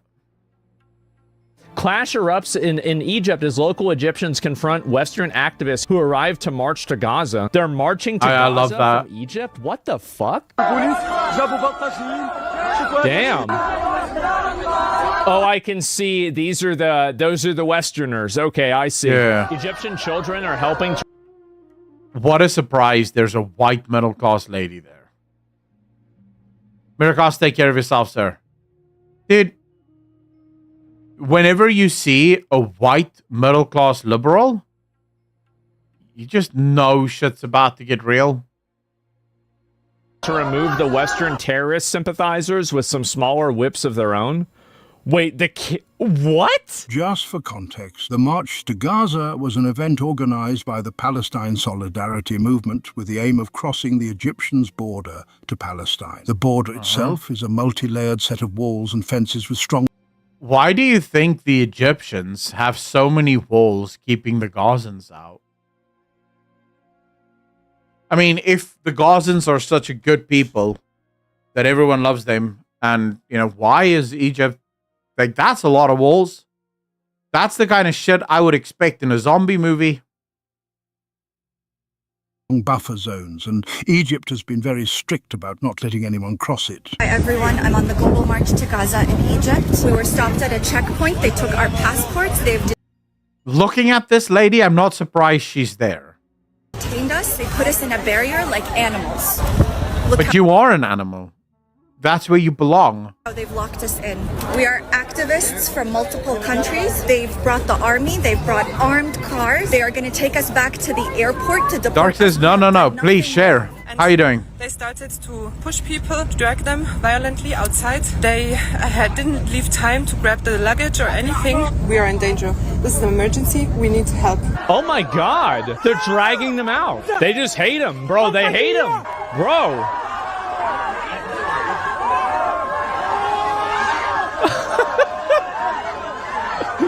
Go back to Reddit.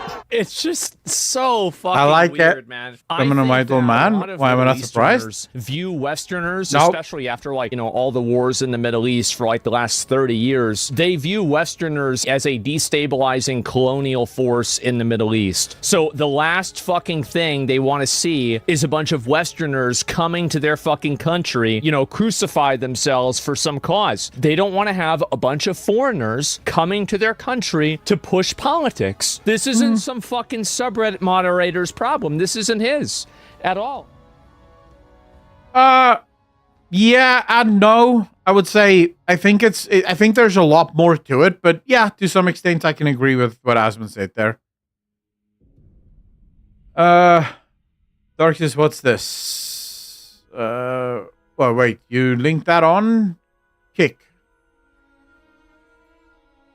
Protester asks Egyptian officer why they can't protest in Egypt like they do in America. No way. Just for context, this is another wave of activists joining the march to Gaza that we discussed a few days ago with the goal of crossing the heavily militarized border between Egypt and Palestine. Yep. Everybody listen! Please listen to me. No. Can you declare yourself? Hold on.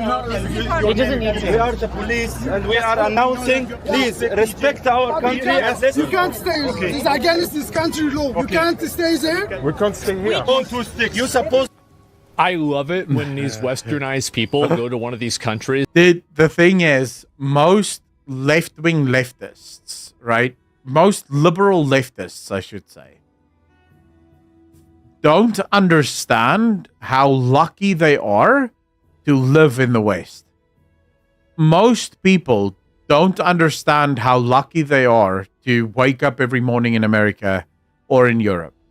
They don't get it, right? They don't understand that the things that they take for granted, the idea that you can just pop down to your local Starbucks and buy yourself a latte and maybe a croissant or whatever, that's not something that you just get to do in every other country in the world, right? Most other countries in the world are not going to let you just protest and burn shit down. Most other countries in the world does not have freedom of speech. Freedom of speech is an incredibly rare thing that happens the world over. And I think a lot of leftists, once they do go to other countries, especially in things like this, they realize very quickly how much this doesn't work. Right? Is that doesn't fuck around with this bullshit, and they think that they are still in America. They're gonna debate with the police officer there. Respect our country and our law. Okay? So your message has been already received. You can go back and turn back to Cairo. We're supposed to arrange all of that. We could do it in America. Okay. Why can't we do it here? What the? Please don't send him back. Please don't send him. Please keep him. Please. Yeah, keep him. We don't need him. What are you doing here? What are you doing here? Against our law. Okay? Now, we could do it in America. Okay. Why can't we do it here? What are you doing here?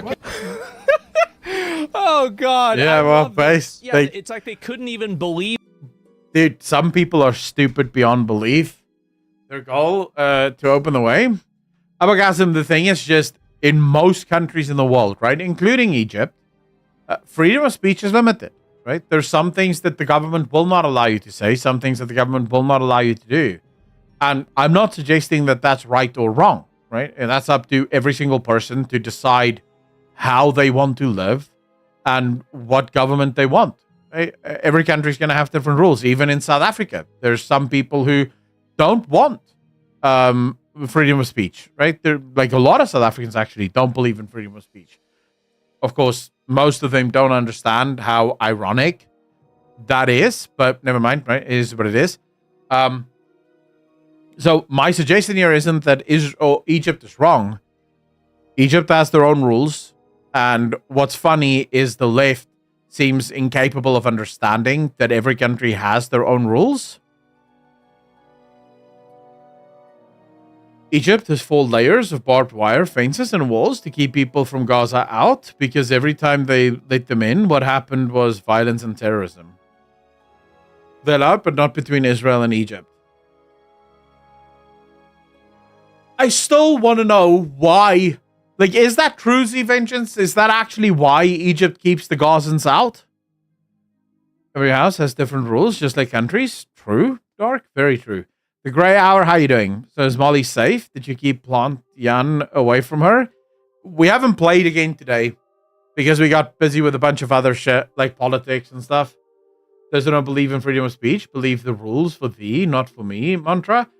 I think the thing is, the biggest problem with freedom of speech and why a lot of people don't believe in freedom of speech is that most people don't have the ability to think long term.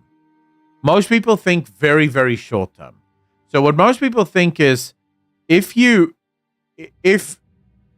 ban certain speech that you don't like, then that's just always going to be a good thing, right? Because you always wouldn't want to hear this.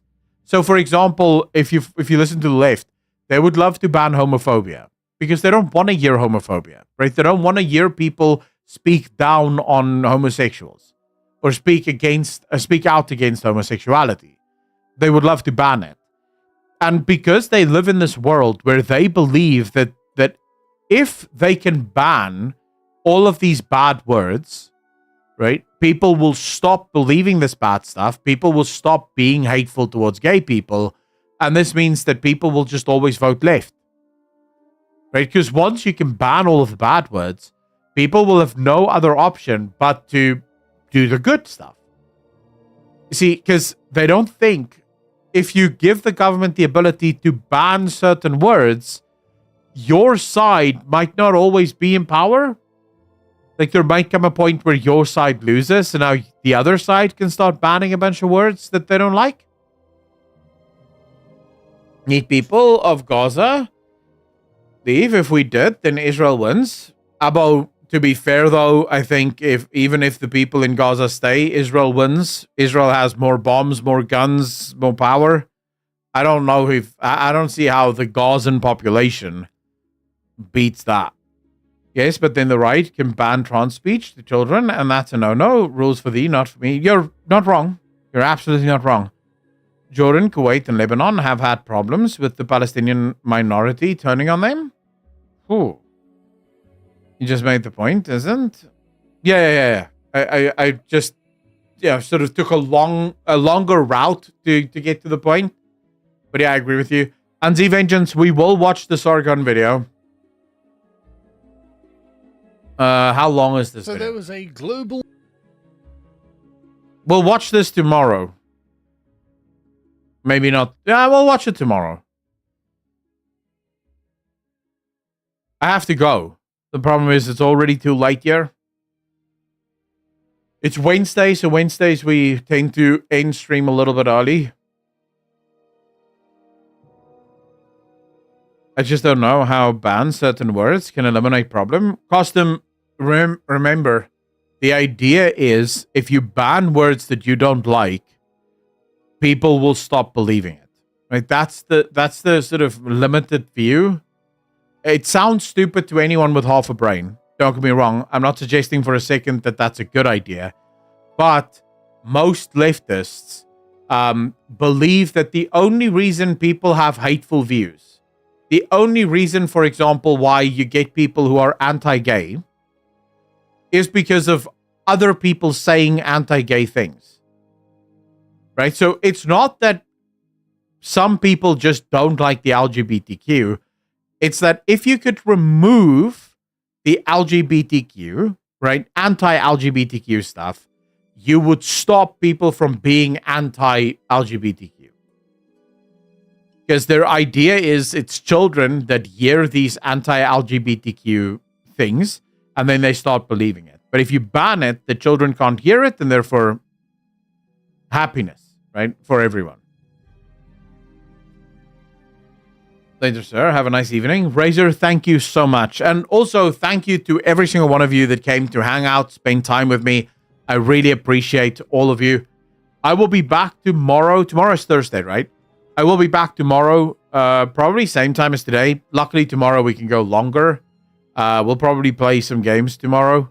Obviously, we always start with chatting, so we'll first chat and then we'll start playing some games. Want to finish the altars. Wednesdays is a bit weird because I have Bible study in the evening and so on. So I have to go now, make some food, and then get back. So I really appreciate all of you for coming out, for hanging out. Thank you so much to members and Prime subs and all the rest of it. I really appreciate all of you.